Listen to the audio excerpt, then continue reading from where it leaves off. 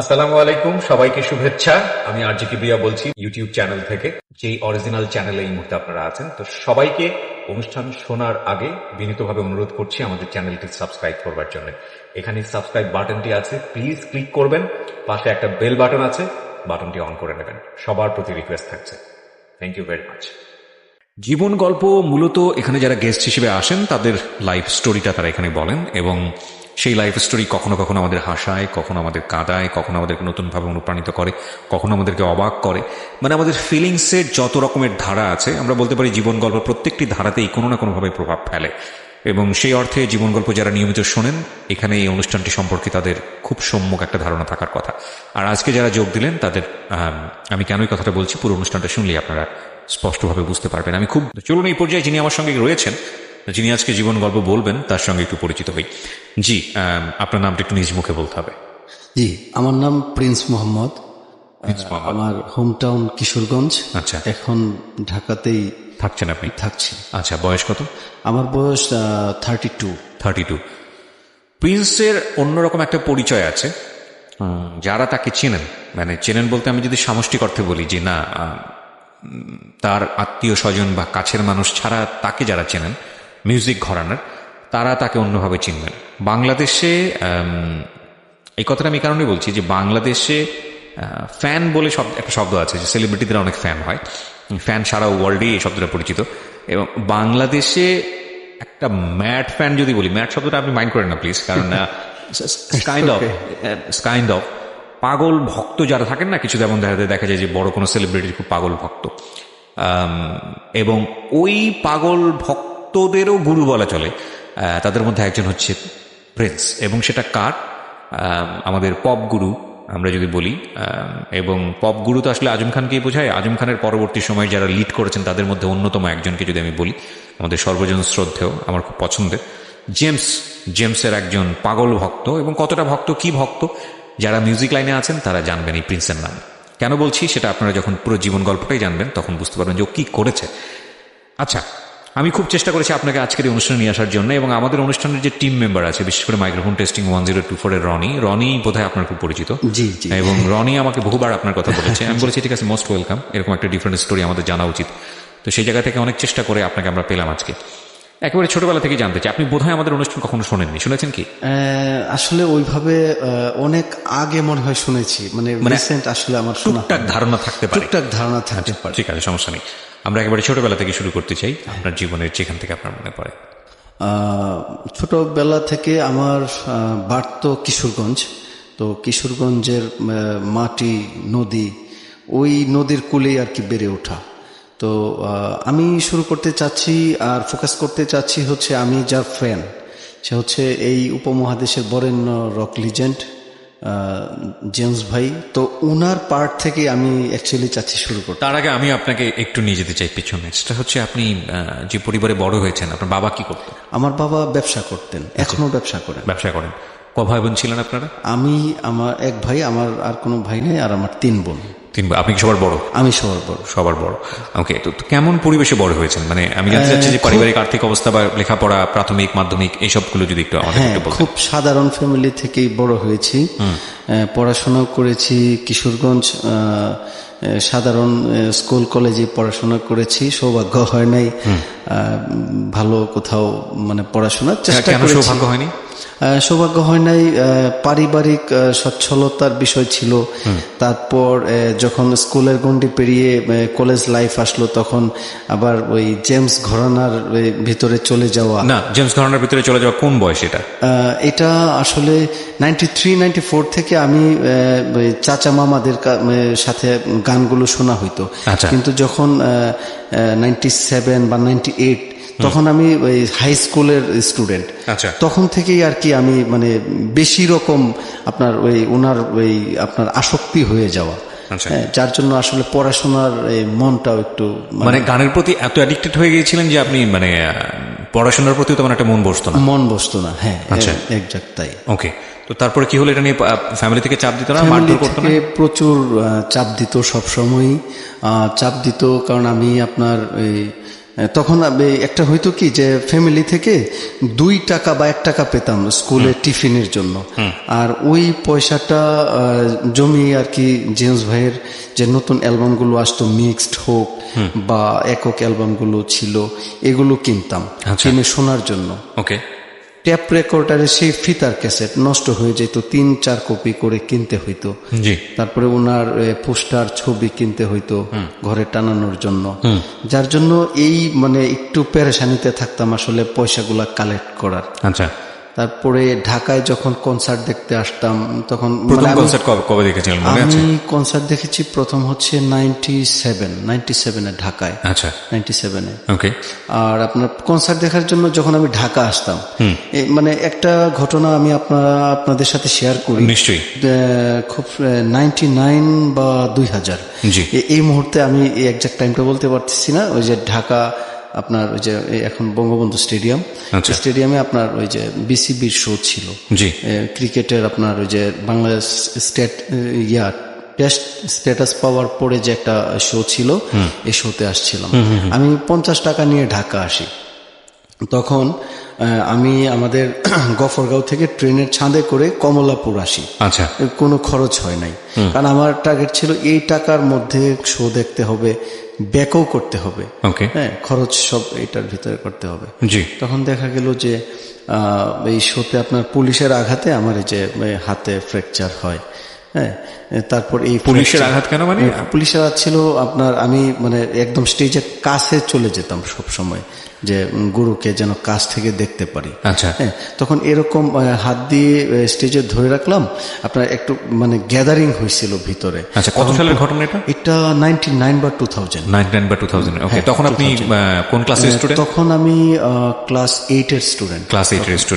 ওর ডেডিকেশনও দেখবেন প্রিয় শ্রোতা, ওর লাইফের স্টোরি বলতে গেলে আমি যেটা বলতে চাচ্ছি যে ছোটবেলার গল্প আসলে তেমন কোনো গল্প নাই, এবং ও ক্লাস 8-এ থাকা অবস্থায় জেমসের গানের কি পরিমাণ ফ্যান, ওর মধ্যে মানে ওর ভেতরে জন্ম নিচ্ছে রক গানের প্রতি, এবং সেখানে স্পেশালি জেমসের প্রতি যে ভালোবাসাটা, এবং এটা ওকে কোথায় নিয়ে গেছে সেটা আপনারা যখন ধারাবাহিকভাবে জানবেন, সামনের দিকে আমরা আগাবো, তখনই বুঝতে পারবেন। হ্যাঁ, তো ফ্র্যাকচার হয়ে গেল, মানে ঘটনাটা কি ঘটেছিল? ঘটনাটা ঘটেছিল, আমি স্টেজের কাছাকাছি চলে গিয়েছি, তখন আমি স্টেজে এরকম হাত দিয়ে ধরলাম, আর এরকম মানে পুলিশ লাঠি চার্জ চলতেছে ভিতরে, তো হুট করে একটা আঘাত আমার ওই যে বাঁ হাতের উপরে আর কি পড়লো। তখন আর কি একটু ফ্র্যাকচার, একটু না বেশ মানে পুরো ফ্র্যাকচার হয়ে যায়। আর এই ফ্র্যাকচার হাত নিয়ে আমি কিন্তু পুরো শো শেষ করেছি, গান শুনেছি। তারপর আপনার কমলাপুর রেলওয়ে স্টেশন আমি হেঁটে গিয়েছি। হ্যাঁ, এই ফ্র্যাকচার পেইন ছিল অনেক, আর সারা রাত স্টেশনেই ছিলাম। এরপর সকালের ট্রেনে আমি ব্যাক করি, এই শুধু তাকে দেখার জন্য এবং গান শোনার জন্য। হ্যাঁ, তাকে দেখার জন্য, তাকে শোনার জন্য। ওকে। তারপর এটা ছিল। তো বাসায় যাওয়ার পরে কি হলো? আপনি যখন হাত দেখালেন বা কিছু করলেন? বাসায় যাওয়ার পরে তো বাসায় জায়গা দিচ্ছে না, এখন কি করব, মানে বাবা জায়গা দিচ্ছে না, মা জায়গা দিচ্ছে। হ্যাঁ, তারপরে আপনার ওই ট্রিটমেন্ট, আম্মু ট্রিটমেন্ট করাইছে, এরকম ছিল। তারপর দেখা গেল যে উনি আমাদের কিশোরগঞ্জে গিয়েছিলেন 98-এ। হ্যাঁ, 98-এ কিশোরগঞ্জ গিয়েছিলেন, তখনও আমি একটা অ্যাক্সিডেন্ট করি। আপনার ওই শোতে যাওয়ার আগে রাস্তা অ্যাক্সিডেন্ট করি, সাইকেল অ্যাক্সিডেন্ট, আর দুর্ভাগ্যবশত আমার এই যে ডান হাতটা এইখানে একদম পুরো আপনার কেটে যায়। হ্যাঁ, এই কাটা হাত নিয়ে আমি কনসার্টে গিয়েছি। তারপরে একদম কনসার্ট শেষ করে এসে তারপরে আমি আপনার ওই হসপিটাল থেকে আর কি হাত সেলাই করি। মানে আমি চেয়েছি যে জেমস ভাই যে এসেছেন, ওনাকে আমি দেখার জন্য আসছি, ওইটা আমার আগে শেষ করতে হবে। আমি কি পেলাম না এগুলো হচ্ছে পরে। ওনার সাথে আমার প্রথম দেখা হয় 2002-এ হচ্ছে ভালো করে দেখা হয়। এমনিতে 99-এ বা 2000-এ দেখা হয়েছে, কিন্তু এইগুলো হয়তো উনিও মনে রাখে নাই, বা মানে এরকম একটা পরিবেশে দেখা হয়েছে যে মনে রাখার মতো কথাও না। হাতির পুলে সাউন্ড গার্ডেন স্টুডিওতে গিয়েছি, দেখা হয়েছে, অনেক ভক্তরা আসতো, উনিও আপনার সবাইকে টাইম দিতে, ওইভাবে স্পেসিফিক হয়তো ওনার মনে থাকার মতো না। কিন্তু 2002-এ আমি ওনার সাথে ফোনে কন্ট্রাক্ট করে এসেছি যে গুরু, আমি আপনার সাথে দেখা করতে আসব। তখন এসএসসি পরীক্ষা দেওয়ার আগে। তো উনি ফোনে আপনি কি বললেন তাকে? উনি আমাকে বললেন যে আমি তোকে মনে রাখবো, তুই এসএসসি পরীক্ষা দিয়ে একেবারে তারপরে আয়। মানে এভাবেই কথা বলেছেন? হ্যাঁ, এভাবেই কথা বলেছেন উনি। সবসময় আমাকে মানে তুইটা সম্বোধন করতেন। না, প্রথম কথোপকথন যেহেতু, সেটাই আমি সেজন্যই বলছি। আচ্ছা, যে তুই একদম তোর পরীক্ষা শেষ করে তারপরে। এর আগে তো আপনার সম্পর্কে জেমস তেমন কিছু জানতো না? জানতো কি? না, তবে ওই যে দেখা করার আগে আপনার প্রায় বছর খানেক ফোনে ওনার সাথে আমার কথা হইতো। ওকে, ফোনে কথা হইতো প্রায়। ফোন ধরতো? হ্যাঁ, আমার ফোন ধরতো। ইন্টারেস্টিং। আমি আমার তো তখন পার্সোনাল ফোন ছিল না। আমি আমার এলাকা থেকে যে ফোন ফ্যাক্সের দোকান থেকে ফোন দিতাম, এটা উনি সেভ করে রেখেছিলেন। আমি বলছি যে আমি তোর এই নাম্বার সেভ করা আছে, তুই আমাকে ফোন দিস। আচ্ছা, অনেক সময় উনি ফোন না ধরতে পারলে উনি কিছুক্ষণ পরে আমাকে কল ব্যাক করতো। ওকে, ভেরি ইন্টারেস্টিং। হ্যাঁ, মানে জেমসের দ্বারা তো এটা আমার কাছে মনে হয় অস্বাভাবিক। আমরা নিজেরাই তো ফোন দিলে ফোন ধরে না। না, গুরু আমাকে ভালোবাসেন। সেটা তো আপনার সঙ্গে মানে সেটা তো পরবর্তীতে ঘটনার কারণে, তখন ইনিশিয়ালি আপনার ফোন ধরবে? তখন হয়েছে কি, আমি আপনার প্রায়ই ওনাকে মানে আমি প্রথম দিকে বিষয়টা বলি, প্রায় ওনাকে আমি ফোন দিতাম। তো যখন উনি ফোন ধরতেন আমি শুধু বলতাম যে গুরু আমি আপনাকে ফোন দিয়েছিলাম, আমার তো ফোন নাই, আমি ফোন ফ্যাক্সের দোকান থেকে ফোন দিই। আর মানে অনেক রিকোয়েস্ট করে বলার পরে উনি ফোন নাম্বারটা উনি সেভ করে রাখেন যেন উনি আমাকে পান। আর আমি সপ্তাহে একবার ওনাকে ফোন দিতাম, কারণ ফোনের মিনিট ছিল আপনার 8 টাকা। হ্যাঁ, এই 2 মিনিট 3 মিনিট কথা বললে কিন্তু 16 বা 24 টাকা লাগতো। আর ওই টাকাটা আমাকে ম্যানেজ করেই ফোন দিতে হইতো। রাইট। হ্যাঁ, এখনের মতো তো এত সস্তা ছিল না। সেটাও ঠিক, সেটাও ঠিক। ফোনের একটা ভ্যালু ছিল, যার জন্য মানে এই ভ্যালুটা গুরু আমাকে দিতে বুঝতে পেরেছে যে না ঠিক আছে। ওকে, তারপর আপনার এই এসএসসি পরীক্ষার পরে দেখা, এসএসসি পরীক্ষার পরে একদম মানে আমি একদম রেজাল্ট নিয়েই আসছি। আচ্ছা, এসএসসি পরীক্ষার পরে ফোন দিয়েছি, বললো যে তুই রেজাল্ট নিয়ে আয়, আমি পাস চাই। উনি আমাকে অ্যাপ্রিসিয়েট করেছেন যে আমি পাস চাই, আমি তোর রেজাল্টটা ভালো চাই। এরপরে একদম এসএসসি পরীক্ষা দিয়ে রেজাল্ট নিয়ে তারপরে আমি গুরুর সাথে দেখা করতে আসি ওনার যে বাড়িধারায়। আচ্ছা, বাড়িধারায় দেখা করতে আসি। এটা যদিও সাউন্ড গার্ডেন স্টুডিওতে অনেকবার দেখা হয়েছে, কিন্তু এই দেখা আর এই দেখা হচ্ছে অনেক ডিফারেন্ট ছিল। কারণ এটা হচ্ছে একদম পার্সোনালি ওনার সাথে আমার মিট করা প্রথম। হ্যাঁ, আসলেন আপনি? উনি তো বললো যে তুমি এই দিন আসবা, বলছিল? হ্যাঁ, আমাকে উনি টাইম দিয়েছেন যে তুই এই দিন আসবি। হ্যাঁ, এসে এই অ্যাড্রেস দিয়ে দিছে যে তুই গেটে এসে আমার কথা বলবি আর আমাকে তুই ফোন দিস। হ্যাঁ, আমার তো ফোন নেই, আমি একদম ঠিকানা মতো চলে আসছি। আমার একটা ফ্রেন্ড আর একজন বড় ভাই ঢাকা থাকে, ওদেরকে নিয়ে আসছি। আসার পরে তো আপনার দারোয়ান ঢুকতে দিবে না, বলে কি যে এরকম ভক্ত তো অনেক আসে, প্রত্যেক দিন আসে, দিনে রাতে কন্টিনিউ আসতেছে। আমি গিয়েও পেয়েছি ভক্ত চুল খুলে নিচে বাইরে একদম মানে চুল ওয়ালের পাশে শুয়ে আছে এরকম। তো আমাকে দিচ্ছে না। আমি এইভাবে রাতে 11টা পর্যন্ত, প্রায় 7 ঘন্টার উপরে, 11টা পর্যন্ত আমি বাইরে। আপনার সাথে যারা ছিল? আমার সাথে যারা ছিল তারা আধা ঘন্টা 1 ঘন্টা পরে 2 জনই চলে গেছে। আচ্ছা, কারণ তারা ঢাকা থাকে, তাদের আর এটা মানে ভালো লাগতেছে না। তারা জাস্ট আমাকে মানে চিনানোর জন্য আমার সাথে আসছিল। ওকে। আর একটা ফ্রেন্ড ছিল যে আমার সাথে কিশোরগঞ্জ থেকে এসেছিল, ওর নাম লিখন। ও গুরুর ভক্ত, ও আমার সাথে ছিল। আচ্ছা। আর বাকি 2 জন চলে গিয়েছিল। ওকে। তো তারপরে ফোনে তো কথা বলতে পারছিলেন না, 7 ঘন্টা ওয়েট করে কি হবে? আপনি কি মনে করছিলেন? যে আমি মনে করছিলাম যে গুরু নামবেন, যেহেতু উনি উপরে আছেন, উনি না কোনো সময় নামবেন। 7 ঘন্টা না, তখন যদি এরকম হয়তো যে 7 দিন বা 7 মাস হয়ে গেছে, আমি এখানেই থাকতাম, কারণ আমি ওনার সাথে মিট না করে আমি আসলে যাইতাম না। আচ্ছা। হ্যাঁ, আমি ওনাকে বলেছিলাম যে পাস করেছি, উনি বলছে যে মিষ্টি খাবো, আমি মিষ্টি নিয়ে আসছি। হ্যাঁ, তো আমি মিষ্টি নিয়ে আসছি, পাশ করেছি। তারপরে প্রথম এরকম দেখা হবে গুরুর সাথে, মিষ্টি নিয়েই ওয়েট করতে? হ্যাঁ, আমি নিয়েই ওয়েট করতেছিলাম। আচ্ছা।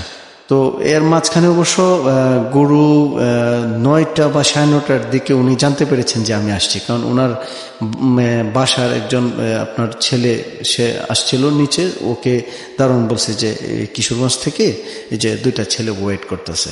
ও আমাকে জিজ্ঞেস করলো যে তোমরা কোথায় এসছো?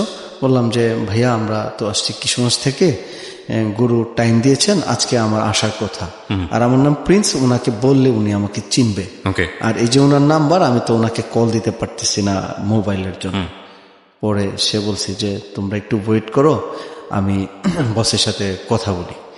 তারপর সে আবার আধা ঘন্টা পরে কিছু আপনার ওই আপনার বিস্কিট নিয়ে আসছে আর কি, যে গুরু পাঠাইছে এবং ভিতরে একটু বসতে দিছে নিচে, যে এখনই উনি নামবে, উনি স্টুডিওতে আছে। তারপর উনি 11টায় উনি নিচে আসছে, রাত 11টা। আসার পরে উনি বুকে ঝরাই ধরছে। আমি যাই না, উনি আমাকে চিনে ফেলছে, এই প্রিন্স বুকে আয়। এক কথায় আমি তো মানে একদম জীবনের প্রথম এইভাবে মানে পার্সোনাল মিট। হ্যাঁ, উনি নেমে এই প্রিন্স বুকে আয়, এই কথা মানে ফার্স্ট আমার সাথে ওনার মানে কথার আদান প্রদান হচ্ছে কি এইটা। তারপর মানে জেমসকে বেসিক্যালি আমরা তো মিডিয়া কর্মী, আমি যেভাবে চিনি ব্যক্তিগতভাবে, আমি জেমস মিলাতে পারছি না, টু বি অনেস্ট। আমি জানি না জেমস এই শোটা শুনবে কিনা। জেমস ভাই, আমরা আপনাকে অনেক রেসপেক্ট করি, you are our legend of course, এবং কিন্তু আপনাকে যেরকম চড়া স্বভাবের দেখি আমরা, স্টেজ থেকে শুরু করে ইন্টারভিউ সব জায়গাতেই, মানে এই একটা কথা আছে কিন্তু, বাট ডাবের ওপরটা কিন্তু অনেক শক্ত হয়, ভেতরটা কিন্তু নরম। হ্যাঁ, সো ভক্তদের সে এত রেসপেক্ট করে মানে বা ভালোবাসে, এটা আপনার যে ক্ষেত্রে হয়েছে, বাকি ক্ষেত্রে আমি আসলে কি বলবো আমি বুঝতে পারছি না, বাট আমি মিলাইতে পারতেছি না সামহাও। ওকে, ঠিক আছে। তারপর গুরুর সাথে ছবি তুলছি, ওনার অটোগ্রাফ নিয়েছি। আগে তো অটোগ্রাফের ব্যাপার সেলফি ছিল না। হ্যাঁ, তারপর গুরু এই দিন আবার উনি দেশের বাইরে যাবেন। আচ্ছা, হ্যাঁ, উনি মানে বাইরে যাবেন। উনি কত সালের ঘটনা মনে আছে? এটা হচ্ছে 2002 এর ঘটনা। তো উনি আপনার বাইরে যাবেন, দেখলাম যে ওনার ওই লাগেজ টাগেজ নিয়ে আসতে, তবু উনি নিচেই আমাকে আধা ঘন্টার মতো উনি টাইম দিছে। আমি আমার ফ্রেন্ড আমরা ছবি তুলছি, উনি অনেকক্ষণ কথা বলছে, একদম হাঁটতে হাঁটতে আপনার ওই যে ওই ওনার গেট থেকে বাহিরে বের হয়ে আসছেন। হ্যাঁ, তারপর উনি বলছেন যে তুই এখন কোথায় যাবি, কোথায় উঠছিস? হ্যাঁ, বললাম যে আমি এই উত্তরাতে আমার আন্টির বাসায় উঠছি। হ্যাঁ, তারপর উনি মানে ওনার গাড়িতেই উনি এয়ারপোর্ট পর্যন্ত নিয়ে আসছে, কারণ উনি তখন এই যে দেশের বাহিরে যাবেন। আচ্ছা আচ্ছা। উনি এয়ারপোর্টে আমাকে বলছে যে ঠিক আছে, আমি এখন এয়ারপোর্টে ঢুকবো, যেতে পারবি কিনা? বলছি যে গুরু আমরা যেতে পারবো, অসুবিধা নেই। তো উনি মানে এই ভালোবাসাটুকু মানে যেটা আমার মানে চাওয়া ছিল না, চাওয়ার চেয়েও বেশি অ্যাকচুয়ালি উনি আমাকে দিয়েছেন। ফাইন, এইখান থেকে পজ দিয়ে আমি একটু ফ্ল্যাশব্যাকে যেতে চাই, মানে পিছনে। সেটা হচ্ছে যে আপনার বাসায় কি হতো জেমসকে নিয়ে, আপনার ব্যক্তিগত লাইফে কি হতো? আপনি কি সারাদিনই জেমসের গান শুনতেন? আমি সারাদিনই জেমস ভাইয়ের গান শুনতাম, সারাদিনে জেমস ভাইয়ের গান শুনতাম। কিন্তু বাসায় প্রচুর প্রবলেম ছিল কি, মানে আমার আব্বু একটু আর কি, একটু না ঠিক অনেকটাই মানে মানে খুব কড়া ছিলেন। হ্যাঁ, আমার আব্বুকে আমি অনেক ভালোবাসি, হ্যাঁ, কিন্তু তখন উনি অনেক কড়া ছিলেন। এখন আমার আব্বু আবার জেমস ভাইয়ের ফ্যান অনেক, জেমস ভাই এখনকার গল্প আমি পরে আসবো। তারপর দেখা গেছে এরকম হয়েছে যে আমি আমার পরীক্ষা খারাপ করছি, আমাকে একদম মানে মানে এটা আসলে মিডিয়ায় আমার এইভাবে বলা ঠিক হচ্ছে না। আপনি বলেন, আপনি এখানে অনেক ধরনের গল্প যায়। এখানে মানে হাতে দাগ আছে পুরা, যে ক্যাসেট গলায় একদম হাতের মধ্যে ফেলাইয়া দিছে। ক্যাসেট গলিয়ে মানে একদম মানে আগুনে পুরাইয়া হাতে ফেলাইয়া দিছে। এই গান শুনতে শুনতে আপনার পরীক্ষা খারাপ হতো এই কারণে? একদিন রাতে সারা রাত্র মানে ওই যে নারিকেল গাছের সাথে বেঁধে রাখছে, যে কেন ওই কনসার্টে গিয়েছিলাম, ঢাকায় আসছিলাম। তারপরেও আপনাকে এখান থেকে ছুটাতে পারে? আমাকে ছুটাইতে পারে নাই। আমাকে এরকম হয়েছে যে মানে প্রচুর আপনার মানে ওই নির্যাতন, মুখোমুখি, শুধু ফ্যামিলিতে না, ফ্যামিলির বাইরেও। চুল বড় ছিল, মানে এই রাস্তায় অনেকেই মানে বলতো, তখন তো পাগল ছাগল। একটা চুল বড় রেখে একটা ছেলে এইরকম বয়সে এসএসসি পরীক্ষার্থী, হ্যাঁ, মানে জেমসকে ফলো করতেন? হ্যাঁ, গুরুকে সবসময় ফলো করতাম। ওনার লাইফস্টাইল, যেমন আমার স্কুলের ড্রেস ছিল আপনার সাদা শার্ট কালো প্যান্ট, আমি আপনার ব্লু জিন্স আর সাদা পাঞ্জাবি পরতাম। প্রচুর টিচারের আপনার ব্যত্রাঘাত পাইছি, কিন্তু মানে আমি আমার আদর্শ বা বলেন যে গুরুর স্টাইল থেকে আমি এক চুলো নড়ি নাই। তো এইগুলো তো আপনি তখনও বোধহয় জেমসকে বলতে পারেননি, ফার্স্ট যখন আপনার দেখা, তখনও তো বলতে পারেন? না, কখনোই বলতে পারি নাই, এখনো বলতে পারি নাই। এখনো বলতে পারেন নাই, কিন্তু এখন অনেক কিছুই মানে জেমসের সঙ্গে ওনার যে আত্মিক সম্পর্কটা, সেটা অবাক করার মতো। আমরা সেটা সামনের দিকে গেলে বুঝতে পারবো প্রিয় শ্রোতা। এবং আজকে এই গল্পটা একটু ডিফারেন্ট, এই কারণে ডিফারেন্ট কারণ আমি জানি যে আমরা যখন একটা মানুষকে পছন্দ করি, সেলিব্রিটিরা দূরের আকাশের তারার মতো হয়, তাদেরকে ছোঁয়া যায় না, ধরা যায় না। একটা এথিক্সও আছে এই জায়গাটা থেকে, যে সেলিব্রিটিদেরকে দূরে রাখাটাই ভালো, তাদেরকে ব্যক্তি খুব কাছাকাছি জীবনে না নেওয়াটাই ভালো, এবং সেলিব্রিটিরা সেটা মেনটেনও করেন। এবং অনেক সময় যেটা হয়, খুব কাছাকাছি গিয়ে দেখা যায় যে ওই সেলিব্রিটি ব্যাপারটা, ইমেজটা আর তখন আর থাকে না। তখন সেলিব্রিটিও কষ্ট পান, যিনি যান তিনিও কষ্ট পান। কিন্তু কিছু কিছু ব্যতিক্রম ঘটনা থাকে, যে ব্যতিক্রম ঘটনাগুলো আজকে আমাদের সুযোগ হয়েছে এই অনুষ্ঠানে উপস্থাপন করবার। প্রিন্স, আমরা যেখানটায় ছিলাম, আপনি বলছিলেন যে জেমসের সঙ্গে আপনার ফার্স্ট দেখা হলো, তো উত্তরাতে যাওয়ার পথে এয়ারপোর্টে আপনাদেরকে নামিয়ে দিল। তারপরে কি হলো? তারপর আমি আমার আন্টির বাসায় চলে যাই। এরপর আমি পরের দিন আমি আমার গ্রামের বাড়িতে আমি ব্যাক করি। এটা ছিল মানে গুরুর সাথে আমার প্রথম দেখা। মানে প্রথম দেখা তার আগে হয়েছে, এটা জাস্ট একদম মানে পার্সোনালি এইভাবে মানে ওনার সাথে পরিচয় হওয়া, ওনাকে কাছে পাওয়া, এটা ছিল আমার প্রথম। আরো আপনার কিছু ঘটনা আমি উল্লেখ করব, মানে ওনার জন্য যেটা হয়েছে। আমি আমার এরকম 2000 সনের ঘটনা, আমি 2000 সনে ফার্স্ট জানতে পারি যে ওনার বার্থডে হচ্ছে অক্টোবরের 2 তারিখ। আচ্ছা। আমি তখন থেকেই আমি ঘরোয়া ভাবে ওনার বার্থডেটা আমি পালন করি। ঘরে একটু কেক টেক কাটি, ঘরের মধ্যে নিজের ঘরে আমার ফ্রেন্ডদেরকে নিয়ে আপনার একটু ওনার সম্পর্কে মানে আলোচনা করি, ওনার লাইফস্টাইল, তারপরে ওনার জন্য চেষ্টা করি একটু মসজিদে একটু দোয়া মাহফিলের আয়োজন বা নিজেরা দোয়া করি। এগুলো জানতো না, এইগুলা জানতেন না। আচ্ছা, এগুলা জানতেন না। তারপর আপনার উনি যখন 2000 সন থেকে ওনার বার্থডেটা আমি পালন করে আসছি ঘরোয়া ভাবে, এবং 2000 সনে আমার থানা হচ্ছে হোসেনপুর, কিশোরগঞ্জ জেলা হোসেনপুর। এখানে একটা মেইন রুট, আমি এটার নামকরণ করেছি নিজ উদ্যোগে জেমস রুট, যেটা হচ্ছে মেইন একটা রুট, ঢাকার বাস চলে এই রুট দিয়ে।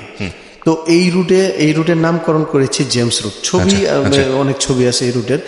নিজের নামকরণ করেছেন? নিজের নামকরণ। কেমনে করলেন এটা? এটা আপনার ওই যে নিজে যে ছোট ছোট আপনার ওই যে প্লে কার্ড টাইপের আপনার ওই যে টিনের মধ্যে আপনার পেইন্টিং করে লিখেছি যে স্বাগতম জেমস রুট এরো দিয়ে, একদম বিদ্যুতের পিলার গুলাতে আমি আপনার এগুলো মেরে দিয়েছি। মানে এরকম হয়েছে যে সাইকেল দিয়ে যাচ্ছি, এক ফ্রেন্ডকে বললাম যে তুই সাইকেলটা ধর, আমি এটা মাইরে দিই। আচ্ছা, মেরে দিয়েছি। মানে নিজ উদ্যোগে নিজের দিয়ে জেমস রুট করে দিয়েছি। এইটার জন্য হইল কি আমাকে মানে পুলিশ ধরে নিয়ে গেছে একদিন। আচ্ছা, এটা 2000 সালের ঘটনা? এটা 2000 সালের ঘটনা। আচ্ছা, কিভাবে ধরলো? পুলিশ ধরে নিয়ে গেছে। আমাদের টিওনো এই রোডে যাচ্ছে, সে হঠাৎ দেখলো কি এরকম কে লাগাইছে, উনি দেখে উনি নাইমা ধরে পুলিশে আপনার মেসেজ দিয়েছে, পুলিশ এসে আমাকে ধরে নিয়ে গেছে। আচ্ছা, তো মানে একদিন ছিলামও থানার হাজতে একদিন ছিলামও। তো কি করলো, আমাকে বন্দি করলো একদিনের জন্য। ভালোবাসা তো আর বন্দি করতে পারে না। এখনো জেমস রোড নামে সবাই চিনে। আসলে এই কোন রোডটা এটা বলেন তো? এটা আমার হোসেনপুর উপজেলা, কিশোরগঞ্জ জেলা, কিশোরগঞ্জ জেলার হোসেনপুর উপজেলা। এটা হচ্ছে আপনার এই রুটটা কলেজের মোড় থেকে একদম হসপিটাল মোড় পর্যন্ত একটা রুট, প্রায় 1 কিলোমিটারের মতো পাকা রাস্তা। তো মেইন রুট, ঢাকার বাস চলে হচ্ছে এই রুটে। ও, ওইটুকুর নাম হয়েছে জেমস রোড। সবাই জেমস রোড নামে চিনে। হ্যাঁ, বলেন। তারপর আমাকে তো জেলে রাখতে পারলো না, একদিন পরে আমি তো চলেই আসলাম। হ্যাঁ, কিন্তু মানে এই জেলের যে আমার যে সময়টুকু, এইটুকু না আমাকে আরো মানে ডেসপারেট করে, মানে একদম মানে পাগল করে দিয়েছে যে জেমস ভাইয়ের জন্য। আচ্ছা, আর ফিল করেছি তখন জেমস ভাইয়ের সেই গান জেল থেকে বলছি। ওকে, তারপর এই ছিল আমার মানে জেমস রুট করার যে ছোট্ট ইতিহাস। আর এই জেমস রুটের বিষয়টা আমি 2002 যখন গুরুর সাথে আমার প্রথম দেখা হয়েছে, তখন আমি বিষয়টা ওনার সাথে শেয়ার করছি, ওনাকে ছবিও দেখাইছি যে গুরু, এই যে আপনার নামে একটা রোডের নামকরণ করতেছি আমরা বন্ধুরা, আমার উদ্যোগে আপনি একটু দোয়া করেন যেন মানে শেষ পর্যন্ত যেন এটা ঠিক থাকে। ওকে, গত বছর এই যে ইত্তেফাক পত্রিকা এটা নিয়ে রিপোর্ট করছে যে ওই জেমস রুট নিয়ে।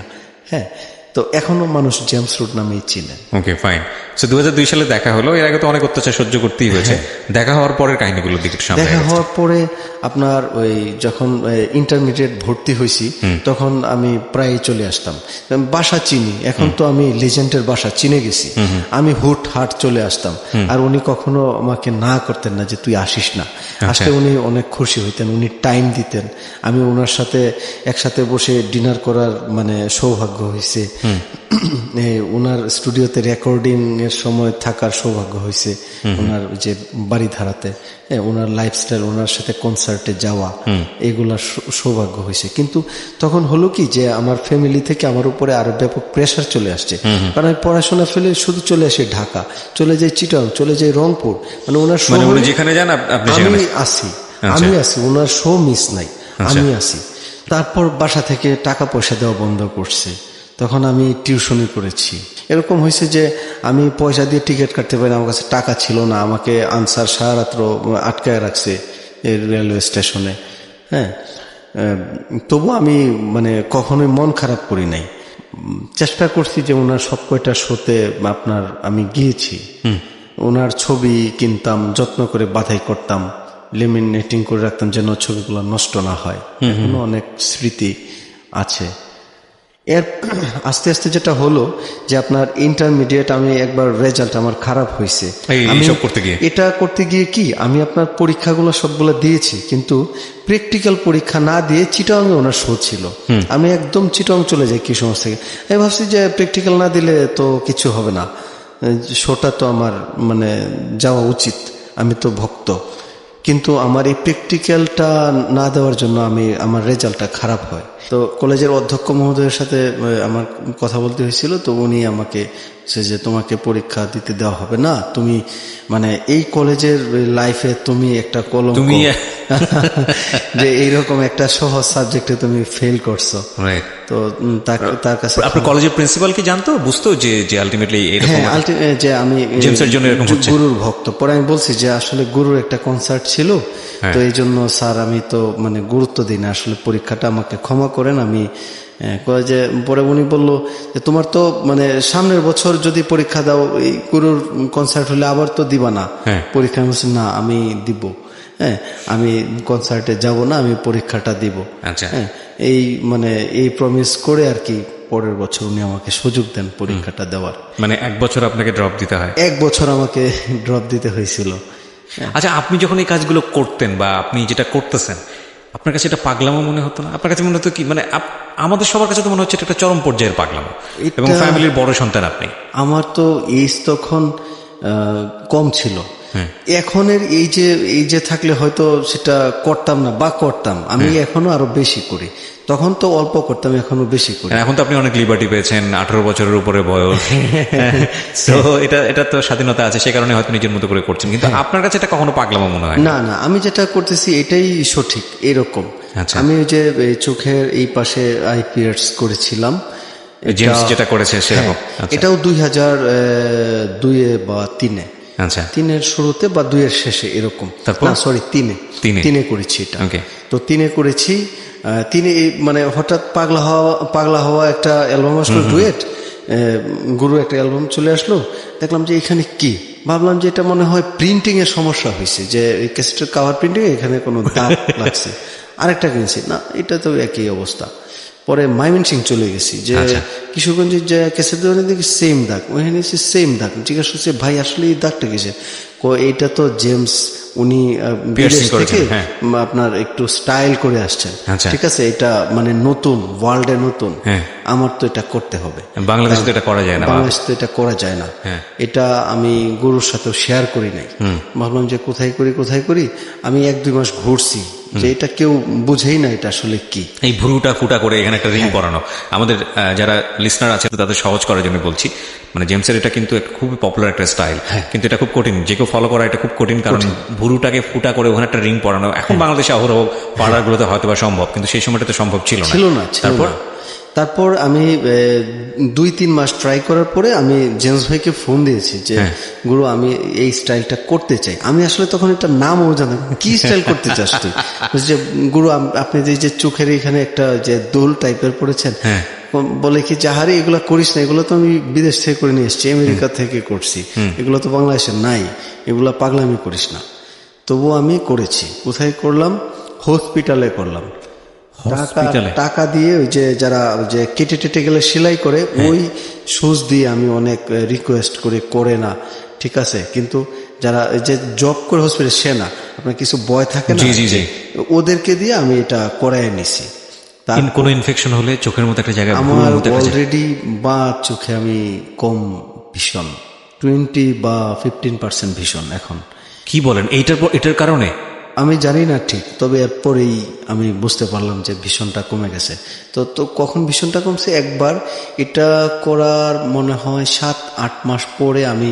আচ্ছা, তাহলে একটা কাজ করি, আমরা কিন্তু আপনার যখন গল্পটা শুনছিলাম অনেক রকমের হেডলাইন পেয়ে গেছি। ইউটিউবে হেডলাইন কি হতে পারে? যে ভিডিওটা হচ্ছে আমরা দিব ইউটিউবে। আচ্ছা, হেডলাইন কিরকম হতে পারে যে জেমসের কারণে অন্ধ হয়ে গেলেন তার এক পাগল ভক্ত? না, সরি, এটা কখনোই না। আমি জাস্ট কিডিং, কারণ ইউটিউবে এরকম অসংখ্য পচা হেডলাইন আছে, ভিতরে আসলে কিছুই নাই এরকম কন্টেন্ট। আমি জাস্ট মজা করার জন্য বলতেছি, কিন্তু আমার মনে হয় ওই বেশি কষ্ট পাবে। দেখেন, মানে মানুষের ভালোবাসাটা কত মারাত্মক হতে পারে, কত ভয়াবহ হতে পারে। এবং এটা আমার যেটা মনে হয় যে ওর 2 চোখ যদি অন্ধ হয়ে যায় এবং ওটা যদি জেমসের জন্য দিয়ে দিতে হয়, ওর সেই টাইপের পাগল ফ্যান। My goodness. এটা অবশ্যই আমার। তারপর এই 7-8 মাস পরে হইল কি, আমি একটা কনসার্টে গিয়েছিলাম আপনার, এটা হচ্ছে ইয়াতে, ওই যে কি বলে কেরানীগঞ্জের এই দিকে। কে এই পাগল ভক্ত এবং এই পাগলামোর চূড়ান্ত কত বড় হতে পারে নিজের বাপের জমি বিক্রি করে জেমসের নামে কোনো কিছু করা। এবং সেই জায়গাগুলোতে আমরা আসতেছি, কেবল তো চোখে আছেন আপনি, আরো কত কি। এটা হয়তো বা ওকে নিয়ে অনেক রিপোর্ট হয়েছে পত্রপত্রিকাতে, অনেকে পড়েছেন, তাকে আজকে আপনারা সরাসরি শুনতে পাচ্ছেন। পাগলামোর চূড়ান্ত কাকে বলে? জি বলেন। তারপর শীতের সময় আমি কনসার্টে আসছিলাম ঢাকায়, ওই যে কেরানীগঞ্জের এই পাশটাতে। জি। তখন আপনার ওই যে এই এক ভক্তের মানে আপনার ওই যে শাল লেগে আমার এটা কিন্তু একবার ছিঁড়ে গিয়েছিল। ওই পিয়ার্সিংটা ছিঁড়ে, পিয়ার্সিং একদম আমার ওই যে আপনার স্কিন মাংস সহ উঠে গেছিল, ওটা হারিয়ে ফেলছি তখন। আর এইরকম মানে ভ্রুটার এমন অবস্থা যখন নতুন করে করার সুযোগ নেই। তারপরে নতুন করে আবারও করছি। এরপরে যখন এটা শুকাইলো, তখন আমি যে গ্রামের মহিলারা নাক কান ফোড়ায়, তাদেরকে দিয়ে একবার ট্রাই করছি এই ভ্রু আবার। একটা হচ্ছে নাক কান ফুটার, সেটা আলাদা হিসাব। কিন্তু ভ্রু মানে হচ্ছে যে ভ্রুর তো একদম নিচ দিয়ে নিয়ে ওরে বাবা। এটা প্রথম উনি করার সময় আপনার ওই সূচ ভেঙে গেছিল, তারপরে মোটা সূচ দিয়ে আবার করাইছি। মানে এটা আমার একটা ছিঁড়ে যাওয়ার পরে এখানে দাগ আছে, আপনি হয়তো দেখলে বুঝবেন। ও মাই গড। এটাও টিকে নাই, এটা আপনার ফোঁটা বন্ধ হয়ে গেছে। এরপরে বসুন্ধরা সিটি তখন নতুন আসছিলাম শপিং করতে, এসে দেখি যে আপনার এটা করাচ্ছে এখানে। ওকে। পরে এটা আপনার সুন্দর করে আপনার লাস্ট ওখান থেকে করাইছিলাম, ছিল 2009 পর্যন্ত। ও জেমস কি স্টোরিটা জানে না? বোধহয় উনি দেখেছেন, কিন্তু আমি বলি নাই। বললে উনি আসলে হয়তো আমাকে বকাঝকা করবেন, যার জন্য জেমসের আজকের এই এপিসোডটা শোনা উচিত। এবং আমি জানি হয়তো জেমসের কাছে এপিসোডটা যাবে টুডে অর টুমোরো। জেমসের কাছাকাছি যারা আছেন তাদের, আমি জানি জেমস অনেক ব্যস্ত। আমরা রিকোয়েস্ট করব যে জেমস ভাইকে অন্তত আজকের এই এপিসোডটা দিয়ে দেবার জন্য। আমি জানি জেমস তার জীবনে অসংখ্য পাগল ভক্তের সন্ধান পেয়েছেন এবং জেমস সেটা ডিজার্ভ করে। বাংলাদেশের আমি বলবো বিগেস্ট রক লিজেন্ড, এবং যাকে আমরা প্রাউডলি বলি যে ইজ ইন্টারন্যাশনাল। যেটা আপনি শুরুতেই বলছিলেন যে পুরো উপমহাদেশের মধ্যে যাকে এক নামে সবাই চেনেন, আমাদের অনেক গর্বের। সুতরাং তার পাগল ভক্ত থাকবে, খুব স্বাভাবিক। কিন্তু এইরকম পাগল ভক্ত যে লেখাপড়া না, এই সব কিছু ছেড়ে ছুড়ে দিয়ে জেমসের জন্য, এবং এখনও তাই, আমরা ধারাবাহিকভাবে সামনের দিকে আরো আগাতে চাই। জি। তারপর 2007-এর লাস্টে আমি ঢাকায় আসি। 2008-এ আপনার এইভাবেই ঘোরাফেরা করতে থাকি। মানে তখন হইল কি যে ইন্টারমিডিয়েট পাস করার পরে আমি আপনার ওই গ্রাজুয়েশনের জন্য ওই মানে কলেজে ভর্তি হয়েছি, কিন্তু চুল বড়, ঠিক মতো আপনার কলেজেও শান্তি পাই না। সবাই মানে এই যারা ওই ফ্রেন্ড বা জুনিয়র সিনিয়র সবাই একটু টিস করে, যেরকম চুল বড় মেয়েদের মতো থাকে না, মুফস্বলে আগে এরকম ছিল, পাগল টাগল বলতো। খুব মানে ডিস্টার্ব ফিল করতাম, কলেজে যাইতে ইচ্ছা করতো না। টিচাররা দাঁড় করায় রাখতো, কান ধরিয়া বের করে দিত যে চুল কাইটা তারপরে ঢোক। কিন্তু আমি কখনো মানে তাদের মানে কথা শুনি নাই। তারপর ঢাকায় চলে আসছি যে ভাল লাগতেছে না। ফ্যামিলিতে মানে 2-3 বছর হলো যে আমার ফাদার আমার সাথে কথা বলেন না, মাথা চুল বড় রাখছি। কারণ প্রত্যেক দিন মানে আমি কখনো কারোর সাথে ঝগড়া বিবাদ করতাম না। আচ্ছা। কিন্তু মানে শুধু মানুষ নালিশ করতো আব্বুর কাছে যে এইটা করছে ওইটা করছে, কিন্তু আমি কখনোই ঝগড়া করতাম না। শুধু চুল বড় রাখার জন্য মানুষ মানে ভাবতো আমি বখাটে। আমি মানে বিড়ি সিগারেটও খাইতাম না। হ্যাঁ, আমি কিন্তু মানে ওইগুলো আমি করতাম, বা আমার এলাকায় কোনো মেয়েরা বলতে পারবো না যে আমি ডিস্টার্ব করতাম, বা এই ধরনের কোনো রেকর্ড ছিল না। রেকর্ড একটাই, জেমসের ফ্যান। আর কোনো রেকর্ড নাই। পুরো এলাকা কি আপনাকে চিনতেই নামে যে জেমস হ্যাঁ, আমাকে এখনো প্রিন্স নামে অনেকেই চিনে না, জেমস নামে চিনে অনেকেই। প্রিন্স নামে চিনে মানে কাছের, আর যারা এমনিতে দেখতো তারা এখনো জেমস, এই এলাকায় এই জেমস আসছে মানে ভাবে যে আমার নাম জেমস এইরকম।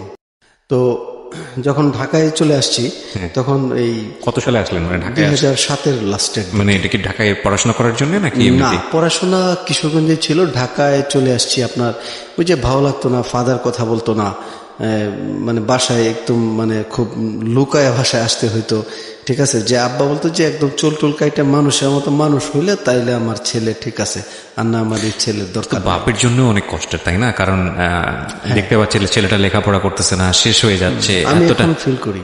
ভয়ানক। আপনি বাবা হয়েছেন? আমি বাবা হতে যাচ্ছি। তার মানে এই জন্য আপনি ফিল করেন। হ্যাঁ, এটা কিন্তু খুব কষ্টের, কারণ পরিবারের একটা মাত্র ছেলে আপনি, এবং বাপ মায়ের বলা যেতে পারে পুরো আশাই হচ্ছে আপনাকে নিয়ে। সেখানে এইরকম ক্রেজি ফ্যান যে লেখাপড়া থেকে শুরু করে জীবনটা পর্যন্ত বিসর্জন দিয়ে দিচ্ছে, সুতরাং বাবা তো কষ্ট পাবেই, খুব স্বাভাবিক। আমার বাবা মা আমাকে খুব কষ্ট করে আসলে বড় করাইছেন, বিশেষ করে একদম মুফস্বল থেকে উঠে আসছি তো। আমার বাবার একদম মানে রক্তের পয়সা খরচ করে। কিসের বিজনেস ছিল না? ছোট বিজনেস আসলে, ওই যে একটু স্টক মালের বিজনেস, আর ওই যে ফটোগ্রাফি ভিডিওগ্রাফির বিজনেস ছিল, একদম মানে খুব পুয়ার বিজনেস। সৎ পয়সা 2 নম্বরই করার কোনো সুযোগ নাই, আর আপনি এগুলো কিনে কিনে ব্যয় করছেন হচ্ছে এগুলো ঝাক্কার নাক্কা দেহ দোলনা। আসলে এটা ভালোবাসার জায়গা থেকে। Exactly, we also respect that, যে আপনি যাই ভালোবাসেন না কেন, যে ওই জিনিসটা থেকে একটা না একটা রেজাল্ট অফকোর্স আসবে। ওর ভালোবাসাটা কত বড় রেজাল্টের জায়গায় এসছে সেই জায়গাটায়। বাট আমরা আজকের অনুষ্ঠানটা থেকে কাউকে ইন্সপায়ার করতে চাই না এরকম পাগল ভালোবাসার, এবং সেটা জীবনে অনেক সময় ভয়ানক আকার ধারণ করতে পারে। জেমস ভাই হয়তো অনেক ভালো মানুষ, সে কারণে হয়তো ওর জীবনে একটা গতি হয়েছে, কিন্তু সবার জীবনে কিন্তু এটা হয় না। হ্যাঁ, এবং এত পাগল ভালোবেসে কাছে গিয়ে অনেক সময় কষ্ট পেতে হয়, অনেক কষ্ট পেতে হয়। জি প্রিন্স ভাই বলুন। তারপর ঢাকায় আসছি। ঢাকায় আসার পরে দেখা গেছে যে আমাকে ফ্রেন্ডরা অনেক হেল্প করছে। এর মধ্যে আমি নাম বলবো, লিখন অনেক হেল্প করছে, মহসিন অনেক হেল্প করছে। কি ধরনের হেল্প? ওরা আমাকে টাকা দিয়ে হেল্প করছে, যে আমি ঢাকা আছি, যে সার্ভাইভ করার জন্য 500 টাকা নাও, তুমি একটু মানে চেষ্টা করো কিছু করার।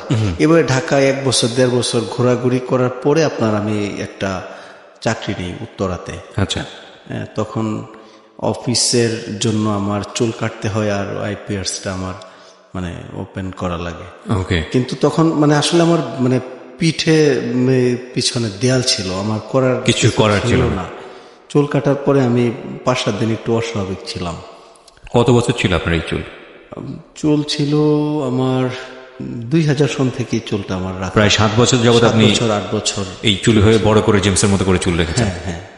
তারপর এই চুলটা আসলে কাটার যে কি কষ্টের, এটা ভয়ানক কষ্টের, ভয়ানক কষ্ট। ভালোবাসার জায়গা থেকে এটা করা মানে মনে হচ্ছে যে কি যেন চলে গেছে, মানে কি যেন নাই ভিতরে এই চুলটা চলে যাওয়ার পরে। আপনার 7 বছর রাখার পরে চুল এত ঘন, আমি অবাক হচ্ছি। না, আমার সৃষ্টিকর্তা আপনার প্রতি যথেষ্ট সদয়। আমি মাত্র একবার বড় করেছিলাম 2 মাসের জন্য, আমার অর্ধেক চুল পড়ে গেছে, এবং তারপরে এই যে ছোট করেছি আর কখনো বড় করার চিন্তাও করিনি। তো তারপর আপনার প্রাইভেট জবে আসি। জবের পাশাপাশি আমি খুব সংগ্রাম করে ঢাকায় দাঁড়িয়েছি। এখন আপনাদের দোয়ায় আমার মানে গাড়ি, ফ্ল্যাট সবকিছুই করেছি, সবাই নিজের চেষ্টায়।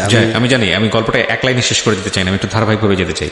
তারপরে জেমস ভাইয়ের সাথে আপনার সম্পর্কগুলো কেমন ভাবে? তারপর ঢাকায় যখন আমি আসলে চুল টুল কেটে ফেললাম, তখন আমি মানে লজ্জায় আমি আর গুরুর সাথে আর দেখা করি না, কাছেই যাই না। কনসার্টে গেলে একদম পিছন থেকে দেখে আসি। যদি উনি আমাকে সামনে দেখে যে চুল নাই, তখন ভাববে যে ও তো ফালতু ছেলে। এই ভয়টা ভিতরে কাজ করতো যে আল্লাহ, তার ফ্যান, আমি চুল রাখছি, এখন নিজের প্রয়োজনে চুল ছাড়লাম। মানে এই যে ভয়, এই ভয়টা আমাকে একটু দূরে সরায় দেয় তখন, যে জেমস ভাই হয়তো কষ্ট পাবে। মানে আমি ভাবতাম যে আমি ভালোবাসি, আমাকেও বাসে, এই ভালোবাসাবাসি থেকে হয়তো উনি কষ্টও পেতে পারে। হ্যাঁ, কিন্তু যখন দেখলাম যে না, এই চুল কাটার পরে বা আমি প্রতিষ্ঠিত হওয়ার পরে জেমস ভাই আরো বেশি ভালোবাসে, তার মানে যে উনি তো আমার ভালো চায়।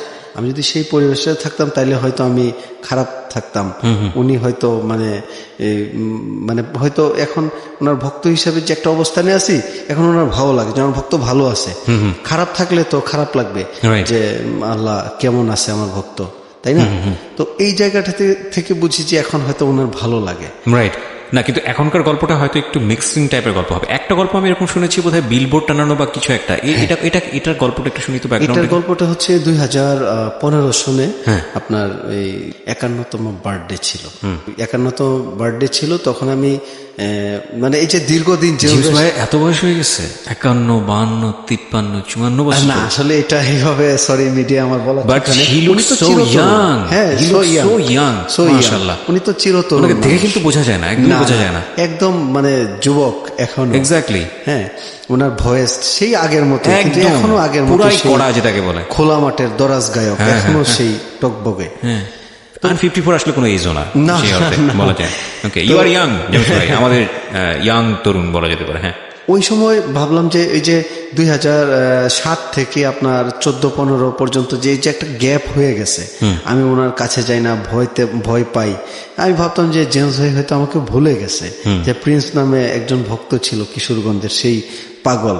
তো আমি প্রায় 14 থেকে 15 পর্যন্ত আমি শুধু আপনার মানে ভাবছি, প্ল্যান করছেন যে কি করব, যেন জেমস যেন চমক পায় যে প্রিন্স এখনো জীবিত। আমি এইরকম একটা টার্গেট নেটে সার্চ দিতাম, যে এই আপনার ইন্টারন্যাশনালি সেলিব্রিটি যারা আছেন, তাদের ফ্যানরা তাদের সেলিব্রিটির জন্য, তাদের প্রিয় মানুষের জন্য মানে কি লেটেস্ট মানে করছে, কি চমকপ্রদ করছে, সারপ্রাইজ দেওয়ার মতো। আমি আপনার অনেক কিছুই পেয়েছি, কিন্তু মানে আমি ভাবলাম যে আমি জেমস ভাইকে শুভেচ্ছা জানাবো, বৃহৎ শুভেচ্ছা, যেটা মানে ওই কেউ কখনো পায় নাই। পায় আমাদের প্রাইম মিনিস্টার পান, বা আদার্স পলিটিক্যাল লিডাররা পান, তাদের চাওয়া পাওয়ার ইন্টারেস্ট থাকে, যে আমি শুভেচ্ছা জানাইলাম, আমাকে মানে এই দলের সভাপতি করবে বা সেক্রেটারি করবে, এই টাইপের। বাট আমার তো মানে ওই চাওয়া পাওয়া নাই। আমার হচ্ছে কি, যে জেমস ভাই হচ্ছে বাংলাদেশের, আমি আগেও একবার বলেছি, উনি বাংলাদেশের মা, মিউজিকের, বাংলা মিউজিকের মা, বাংলা মিউজিকের বাবা, এবং উনি বাংলা মিউজিকের বাংলাদেশ। আপনি আমার কথাটা হয়তো একটু ভাবলে বুঝবেন আমি কেন বলেছি। মা গান বাবা গান বাংলাদেশ, উনি তো সুপার ডুপার। ওই অর্থেই উনি বাংলা ব্যান্ড মিউজিকের মা বাবা এবং বাংলাদেশ উনি। তো উনার তো পাওয়া উচিত একটা সম্মান আমাদের ফ্যানদের পক্ষ থেকে, তাই না? আমাদেরকে তো অনেক দিয়েছেন, মানে যেভাবে আমাদেরকে মানে প্রেমে উৎসাহিত করেছেন, ওই রকম আমাদেরকে মানে সব, ওনার তো অনেক গান সব দিকে উৎসাহিত করেছেন। তো আমি ভাবলাম যে ওনাকে একটা শুভেচ্ছা জানাবো বৃহৎ, যেন 2 তারিখ ঢাকার মানুষ বুঝতে পারে যে জেমসের ফ্যানরা তাকে শুভেচ্ছা জানাইছে, এবং আজকেই তার বার্থডে। আমি 2-3 মাস আগেই 51টা বিলবোর্ড বুকিং দিয়েছি। এটা কিছু 51টা বিলবোর্ড ঢাকা শহরে ছিলাম। আচ্ছা, ঢাকায়, এবং কিছু ছিল ঢাকার বাইরে, চিটাগাংয়ে ছিল, তারপর আপনার ওই যে রংপুরে ছিল, ময়মনসিংহে ছিল, এরকম 8টা শহর প্লাস হচ্ছে ঢাকা, 8টা শহরে 8টা, আর ঢাকায় হচ্ছে আপনার বাকি আপনার 43। 51টা বিলবোর্ড আমার বুকিং ছিল। এরপর যখন ওনার বার্থডেটা কাছাকাছি চলে আসছে, তখন দেখি যে ওই যে আনিসুল হক সাহেব আপনার সব বিলবোর্ড মানে কেটে দিচ্ছে। সব ভালো হয়েছে, ভালো উদ্যোগ। আমরা আকাশ দেখতে পারি এখন, আগে তো দেখতে পাইতাম না। এটা আমি ব্যক্তিগতভাবে আমি অনেক ভালো লাগছে। কিন্তু পরে দেখলাম যে আমি যে শুভেচ্ছা জানাবো আমারও গায়ে এসে পড়তেছে। তখন মানে 12টা পর্যন্ত ছিল, 12টায়। পরে ভাবলাম যে যেহেতু আমার 51টা মিল হচ্ছে না, তো ঢাকার বাইরের গুলো আপাতত মানে অফ রাখি, ঢাকাতে 12টা আমি করি, ভালো করিয়া করি। তারপর ঢাকাতে 12টা বিলবোর্ডে ওনাকে আমি শুভেচ্ছা জানাই। আচ্ছা, এই ডিজাইন সবে কি লেখা ছিল? সব আমার হাতের ডিজাইন করা ছিল। আচ্ছা, লেখা ছিল যে 2 অক্টোবর শুভ জন্মদিন গুরু জেমস, বেঁচে থাকুন অন্তত 1 কোটি বছর। ওকে, নিচে ছোট্ট করে প্রিন্স মোহাম্মদ, কিশোরগঞ্জ। আচ্ছা, এতটুকুই, আর ওনার ছবি ছিল আর কি। ওকে, তো এই বিলবোর্ড টানানোর পরে কি গেল ঘটনা? কি এই বিলবোর্ড আপনার যখন 1 তারিখ সকালবেলায় প্রথম, আমি একটু বিষয় যোগ করি, 1 তারিখ জেমস ভাই আপনার চলে যাবে ফ্রান্সে, ওনার 2 তারিখ বার্থডে দিনে একটা শো আছে ফ্রান্সে। তো আমি ভাবলাম যে যেহেতু উনি চলে যাবে, তো 1 তারিখ আমি 2টা টানায় দিই ওনার আশেপাশে, যেন উনি অন্তত ওনার চোখে যদি পড়ে, হ্যাঁ, তো এয়ারপোর্টের সামনে দিয়েছি একটা, আর হচ্ছে উনি তখন থাকতেন হচ্ছে বাড়িধারা ডিউএইচএস, বলে উনি তো এয়ারপোর্ট যাবেন, বের হবেন আপনার ওই যে শেওড়া বাস স্ট্যান্ড দিয়ে, ওইখানে দিয়েছি আমি এই পাশ ওই পাশ দুইটা আপনার দুই পাশে একটা বিলবোর্ড দিয়েছি, 1 তারিখ সকালবেলায় টানায় দিয়েছি। এরপর আপনার যেটা হইল, ঘন্টা খানিক পরেই প্রথম আলো থেকে ফোন আসছে আমার যে আপনি প্রিন্স মোহাম্মদ। হ্যাঁ, তারপর ওনাকে আমি 10 মিনিট ইন্টারভিউ দিলাম। তারপর আপনার আরো আধা ঘন্টা পরেই অনলাইনে চলে আসছে। ওকে, সো ইট গোস ভাইরাল রীতিমতো, একদম মানে হিউজ। হ্যাঁ, দেন আপনার সব মিডিয়া থেকে ফোন আসতেছে সারাদিন। 1 তারিখে আমি পাগল প্রায়, আপনার সব পত্রিকা। আপনি যার জন্য করলেন তার কি অবস্থা? হ্যাঁ, উনি তো জানতে পারছেন, উনি অনেক খুশি, উনি দেখেও গেছেন। এই যে গুলশান 2-এ লাগিয়েছিলাম, গুলশান 1-এ লাগিয়েছিলাম, শাহবাগ, নীলক্ষেত, ঢাকা। এই কস্টিং কিরকম ছিল? এটা 2.5 লাখ টাকার কিছু উপরে ছিল। 2.5 লাখ টাকার কিছু উপরে ছিল, ভাড়া ছিল। আচ্ছা, আর এটা ছিল 3 দিনের জন্য ভাড়া। কারণ তখন বিলবোর্ড কেটে দিচ্ছে, প্রাইম লোকেশন, রেন্ট বেশি। আর কিন্তু আপনার তো টার্গেট ছিল 51টা, ওটার জন্য আপনার বাজেট কত ছিল? আমার বাজেট ছিল 20 লাখের মতো। তিন পতন নীরবতা আমাদের অনুষ্ঠানে। আমি ভালোবাসি জেমস ভাইকে। আমি জানি 20 লাখ টাকা আপনার জন্য তার জন্য কিছুই না, আমি আমাদের জায়গা থেকে হিসাব করবো, সেই জন্যই নীরবতা। 20 লাখ টাকা কি আপনি এফোর্ড করতে পেরেছিলেন নাকি কোনো কিছু স্যাক্রিফাইস করতে হয়েছিল? আমার কিছুটা স্যাক্রিফাইস করতে হয়েছিল, আমার হোন্ডা স্যাক্রিফাইস করতে হয়েছিল, আর বাইকটা বিক্রি করেছেন, আর ছোট একটু ল্যান্ড আমার মানে করতে হয়েছিল। পরে যদিও এটার ঘটনা পরে আপনি ল্যান্ডটা কোথায় পেয়েছেন? বাবার? না, আমি পার্সোনালি একটু ল্যান্ড নিয়েছিলাম। কোথায়? এটা বাড়িতে? বাড়িতে। ওটা বিক্রি করে দিয়েছিলাম, যদিও পুরো টাকাটা আমার লাগে নাই, অল্পতেই আপনার হয়ে গেছে। বাট আপনার বাজেট ছিল 20 লাখ টাকা। বাজেট ছিল যে 20 আমি খরচ করব। পরে অবশ্য ধারাবাহিকভাবে টাকাগুলো আমার খরচ করেছি, জেমসের ওই ভালোবেসে করেছি। প্রিয় শ্রোতা, আপনারা শুনছিলেন প্রিন্সের জীবন গল্প। প্রিন্সের জীবন গল্প আসলে জেমসকে ঘিরে, অফকোর্স। কি খরচ করেছেন? তারপরের বছর আমি আপনার ওই যে 1500 কেজির কেক, আপনার এটাও তো ইতিহাসের সবচেয়ে বড় বার্থডে কেক ছিল, যেটা আপনার ট্রাকে করে আমি পুরো ঢাকা সিটি ঘুরাইছিলাম। ওটাও তো ভাইরাল। তারপরের বছর আপনার 53টা প্রতিকৃতি, টেম্পোরারি যদিও, তবুও 53 আপনার সারা দেশব্যাপী সব আপনার ওই যে বিভাগীয় শহরগুলোতে, ঢাকাতে। প্রথম আলো লিখছিল যে রাস্তায় হঠাৎ অনেকগুলো জেমস, এরকম ছিল। প্রথম আলো লিখবেই, প্রথম আলো এরকম একটা কন্টেন্ট পেলে কেন লিখবে না, সেটা বড় কথা না। কিন্তু আমি বরং আপনার জায়গাটা কি বড় করে দেখতে চাচ্ছি। মিডিয়া আজকাল খবর খোঁজে, মিডিয়ার সামনে যদি এরকম খবর থাকে সেটা তো মিডিয়া গ্র্যাব করবে, এখানে মিডিয়ার ক্রেডিট নাই। কিন্তু আমার কাছে যেটা মনে হয় যে একটা মানুষ কি পরিমাণ রেসপেক্ট বা ভালোবাসা পেলে এই ধরনের পাগল মানুষের সান্নিধ্য পেতে পারে। Wow, amazing. জেমসের কাছে আপনি কেমন আমি জানি না, বাট আমাদের জায়গা থেকে শোনার পরে মনে হচ্ছে যে, এবং তবে আমি এটা বিশ্বাস করি যে আপনি যদি সামর্থ্য থাকতো আপনি আরো বেশি কিছু করতেন। আমি সামর্থ্য থাকলে আরো অনেক বেশি করতাম। আমার মানে যতটুকু আমার সামর্থ্য আল্লাহ পাক আমাকে দিয়েছেন, আমি চেষ্টা করি এর ভিতরে আমি আমার ভালোবাসার জায়গাটাও যেন একটু আমি মানে। ইন দ্য মিনটাইম আপনি কি বিয়ে শাদী করলেন? বিয়ে শাদী করে ফেললেন? আমি খুব রিসেন্টলি আমি বিয়ে করেছি। রিসেন্টলি বলতে 8 মাস 9 মাস হয়েছে। ও তার মানে জমি বিক্রি টিক্রি ঘটনা আগে ঘটেছে? এইগুলো আগে ঘটেছে। আমার ওয়াইফও জানেন আমি গুরুর মানে পাগল ভক্ত। সে আমাকে অনেক খুব ভালো মেয়ে, ও আমাকে খুবই মানে অন্তত মানে গুরুর বিষয়টা সে আমাকে অনেক স্যাক্রিফাইস করেন এবং সে আমাকে মানে উৎসাহিত করে অনেক। সে ভালো। এখন কি মানে জেমসের সঙ্গে সম্পর্ক বা জেমসের হয়ে কোনো কাজ করা বা কাছাকাছি থাকা এরকম নাকি ভক্ত পর্যায়ে? আমি ভক্ত পর্যায়ে আছি, আর ভক্ত পর্যায়ে থাকতে চাই। আমি কখনোই একসাথে কাজ বা কোনো কিছু, কোনো ফেভার চাওয়া কোনো কিছুই কখনো করেননি? না, বা চাই না। এটা ভালোবাসার জায়গা থেকেই। আচ্ছা, আমি আমার মতো বিজনেস করতেছি। আচ্ছা, কিসের বিজনেস আপনার? আমি আমার ইভেন্ট ম্যানেজমেন্ট বিজনেস, আর হচ্ছে ওই আপনার ডিজিটাল প্রিন্টের বিজনেস। জোস। গ্রামের বাড়িতে ডেইরি ফার্ম করতেছি, ওইখানে আমার প্রিন্টিং বিজনেস দিয়েছি। আর উড ডিজাইনের ওই যে আপনার ফার্নিচার ডিজাইনের সিএনসি রাউটারের বিজনেস আছে। তার মানে বাবা তো হ্যাপি আপনাকে নিয়ে? একদম কমপ্লিটলি হ্যাপি, প্রাউড ফিল করেন। আমি নিজের পায়ে দাঁড়িয়েছি ঢাকায়। তাই তো। এবং আপনার লেখাপড়ার যে অবস্থা ছিল গতি প্রকৃতিহীন, সেখান থেকে এসে ঢাকায় নিজের পায়ে দাঁড়ানো, একটা আর্থিক সচ্ছলতা নিয়ে আসা, এবং এখন তো নাম ধামেরও অভাব নেই। আপনাকে তো মোটামুটি সেই অর্থে আপনি ওগুলো কখনো টার্গেট করে করেন না? আমি কখনোই না। আমি চাই না যে মানে আমি তো জেমস ভাইয়ের ফ্যান হয়ে থাকতে চাই সারা জীবন, যে ওনার জন্য আমাকে কেউ চিনুক বা আমি মানে এই ফেমাস হই, এটা আমার কখনোই কাম্য নয়। আমি শুধু একটা মেসেজ দিতে চাই যে মানে মানুষ মানুষকে ভালোবাসে, বা একজন সুপারস্টারকে তার ফ্যান ভালোবাসে, যে একজন সুপারস্টার মানে জেমস ভাই তো অনেক আপনার স্ট্রাগল করে আজকের পর্যায়ে আসছে, তার তো এতটুকু মানে প্রাপ্য যে তার ফ্যান তো তার প্রাপ্য, তাই না?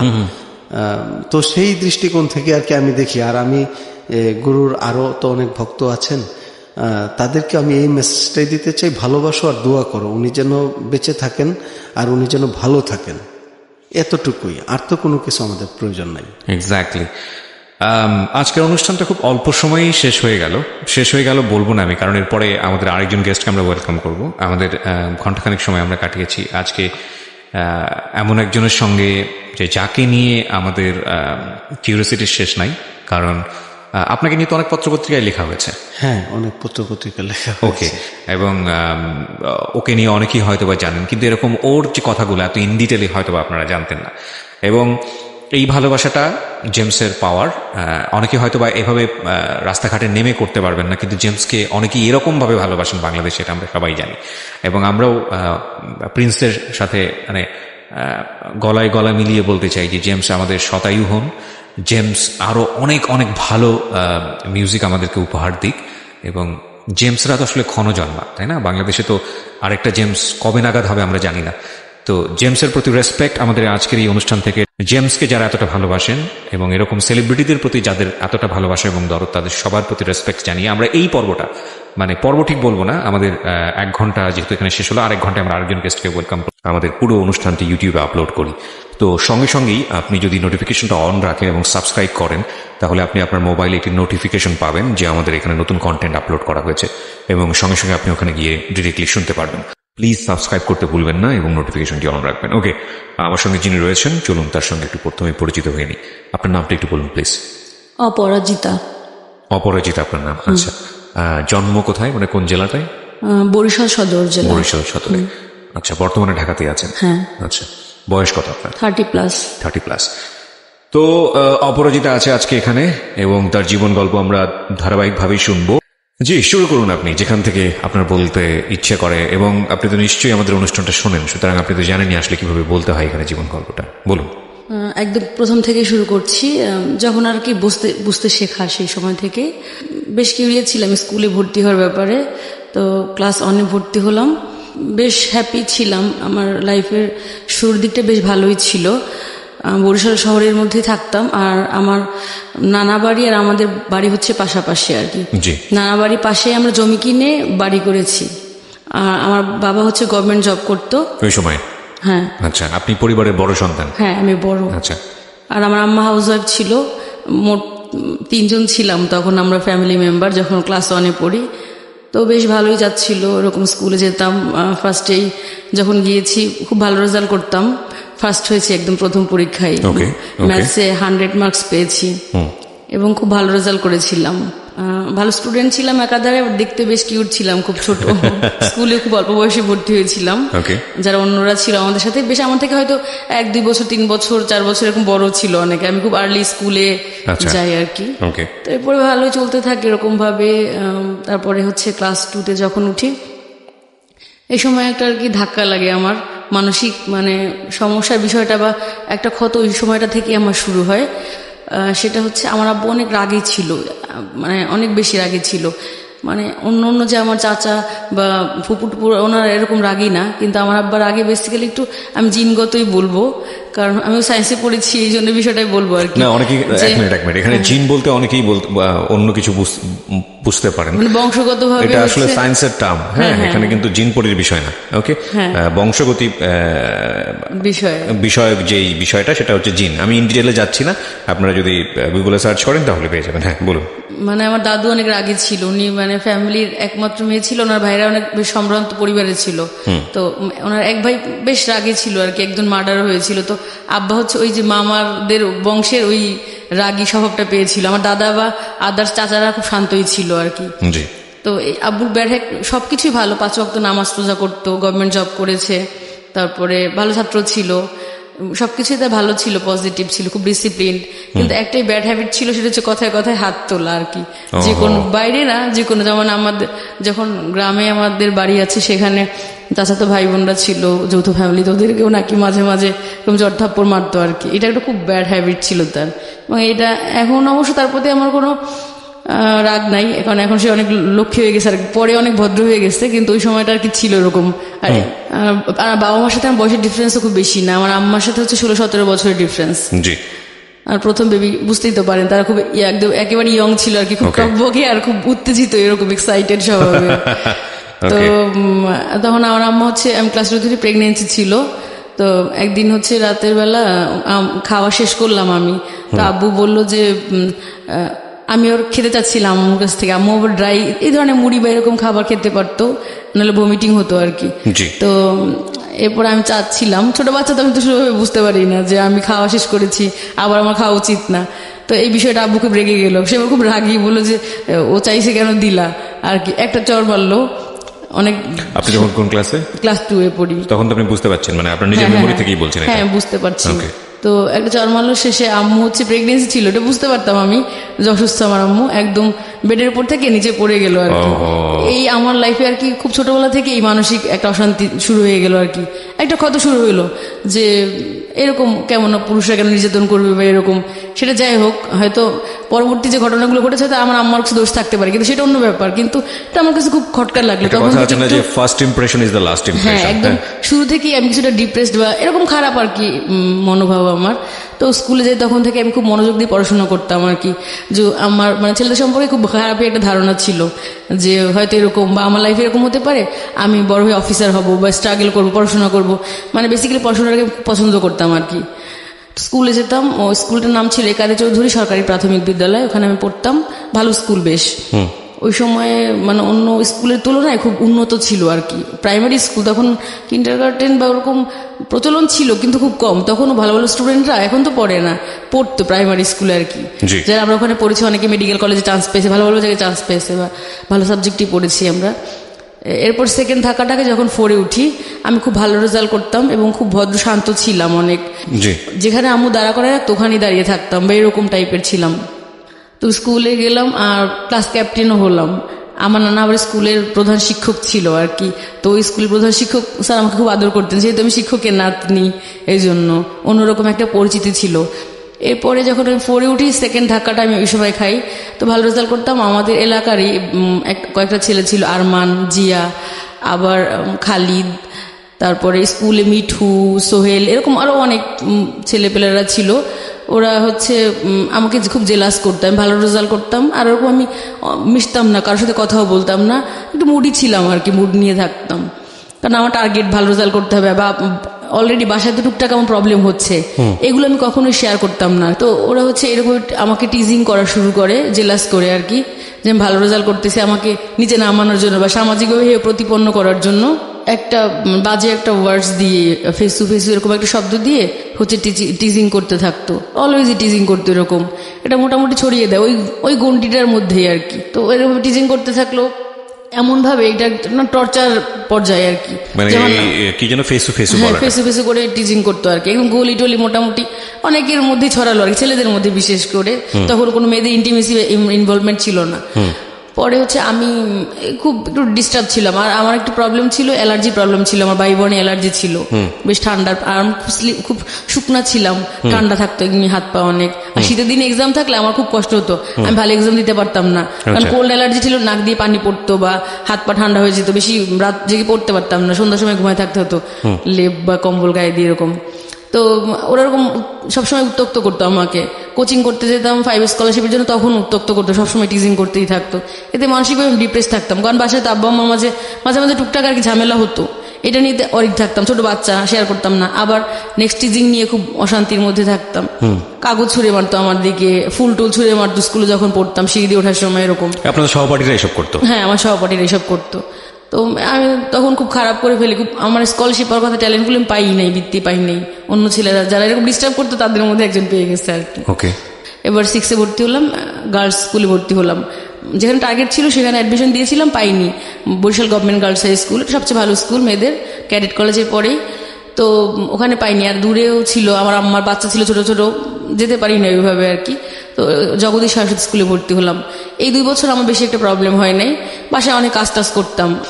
তো এই 2 বছর স্কুলে বা বাইরে যাওয়া বেশি প্রবলেম হয়নি, কারণ ওই ছেলেরাও তো আবার ওরা অন্য স্কুলে ভর্তি হয়ে গিয়েছে, বয়েজ স্কুলগুলোতে। রাস্তায় টুকটাক করে টিজিং করতো হালকা, খুব বেশি প্রবলেম হয়নি। আর রেজাল্টও খুব ভালো করেছিলাম, 6-এ খুব ভালো রেজাল্ট করেছি, আর 7-এও খুব ভালো রেজাল্ট করেছি। তো ওখানে পড়তে গিয়ে এমনিতে কোনো সমস্যা ছিল না, কিন্তু আমার একটা ক্লাসমেট ছিল নীলাঞ্জনা শীল, তো ও আমাকে খুব কম্পিটিটর মনে করতো। অন্য সব মেয়েরা খুব ভালো ছিল, তাদের প্রত্যেকের সাথে আমার খুব ভালো অ্যাটাচমেন্ট ছিল। আর ও হচ্ছে একটু জেলাস করতো আমাকে। আর ও শিক্ষকের মেয়ে ছিল, ভুলভাল লিখে রাখতো টিচার, ওকে খুব বেশি বেশি মার্কস দিয়ে দিত আর কি, এরকম। পরে আমি হাতে নাতে কয়েকটা ধরিয়ে দিয়েছিলাম, তার জন্য ও আমার প্রতি খুব ক্ষিপ্ত ছিল। স্কুলে ডিসপ্লে করতে আমাকে দেয়নি, ও ডিসপ্লে করেছিল। আমার যখন করতে গেলাম, টিচাররা বললো কি তুমি এটা দেখাশোনা করবো, নীলাঞ্জনাকে দায়িত্ব দিল। ও ফার্স্ট এসে আমার ভুল দিল, ম্যাডাম এটা হয় না, এটা হয় না, এই স্টেপসটা হয় না, মানে আমাকে ডিসপ্লে করতে দিল না। You have very good brain first of all. আপনার এইসব এত ছোটখাটো তো নিশ্চয়ই না, যে কারণে আপনার কাছে বড় নিশ্চয়ই। এবং এই ছোট ছোট বিষয়গুলো একটা সময় গিয়ে একটা মানুষের জীবনে কতটা বাস্ট হতে পারে সেটা নিশ্চয়ই আজকের এই জীবন গল্পে উঠে আসবে। কিন্তু আমার খুব অবাক লাগছে যে আমি যদি আমার শৈশবে ফিরে যাই, আমি ভেবে মনে করতে পারবো না। প্রত্যেকটা শিশুর শৈশবই কোনো না কোনো দিক থেকে বর্ণিল, কিন্তু আমি মনে করতে পারবো না, যে এত ইন ডিটেল মনে করতে পারবো না। বাট আপনি have very good memory of course. হ্যাঁ, অপরিচিত আমরা যেখানটায় ছিলাম। তারপর হচ্ছে ও আমার প্রতি খুব ক্ষিপ্ত ছিল। তো নীলাঞ্জনার সাথে মার্কসের ডিফারেন্স হয়ে গেল অনেক। ও সংস্কৃতি পেয়েছে 40, আমি পেয়েছি 95, অনেক বেশি পেয়ে গেছি। তো প্রায় 150 মার্কসের ডিফারেন্স আমি ফার্স্ট হয়ে যাই। ওদিন ও হচ্ছে একদম রেজাল্ট দিয়েছিল সে মাঠের মধ্যে আর কি, মাঠে গড়াগড়ি করে কাঁদতেছিল আর কি, আমি যখন ওর থেকে ভালো মার্কস পেলাম।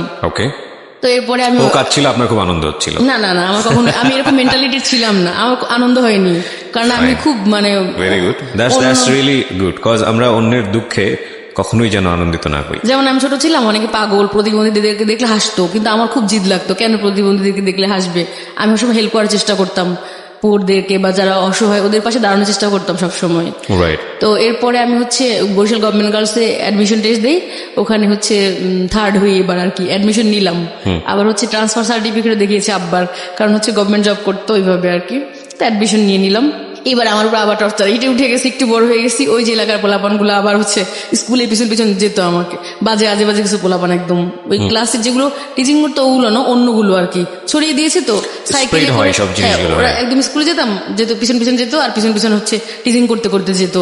ওইটাকে ঘিরে এমনিতেও মানে প্রেম করার জন্য ঘুরতো অনেক ছেলেপেলেরা আর কি। একটা জিনিস খেয়াল রাখবেন, বারবার হচ্ছে রাইট, আমাদের একটু ইন্টারাপ্ট করছি আপনাকে। একটা জিনিস অবশ্যই খেয়াল রাখা দরকার প্রিয় শ্রোতা, যে যারা কখনো এই ইফটিজের শিকার হননি তারা আসলে বুঝবেন না যে এটা আসলে কতটা ভয়ানক হতে পারে। খুব স্বাভাবিক না, একটা মানুষ, আপনি ধরুন আপনি নিজেকে চিন্তা করুন, একটা ছেলে কিংবা মেয়ে না, আপনি ঘর থেকে বের হয়েছেন, আপনার চারপাশের লোকজন আপনাকে অন্য একটা নামে খেপাচ্ছে, 1-2বার সেটা ভালো লাগতে পারে বা আপনি হয়তো নেগলেক্ট করতে পারেন, কিন্তু এটা যদি ঘর থেকে বের হলে কন্টিনিউয়াসলি হতে থাকে এবং উল্টাপাল্টা আচরণ যদি হতে থাকে, তখন কিন্তু আপনি মেন্টালি ইমব্যালেন্স একটা পর্যায়ে পৌঁছে যাবেন। এবং শিশুদের ওই যৌক্তিক ব্যাপারটা কিন্তু মাথায় থাকে না, তখন ওর বয়স কিন্তু শিশু বয়স, এবং এটা কিন্তু র্যান্ডামলি বাড়ছে, যেটা স্কুল থেকে ধীরে ধীরে হাই স্কুলের দিকে যাচ্ছে। এগুলো একটু নোট রাখবেন। বলেন।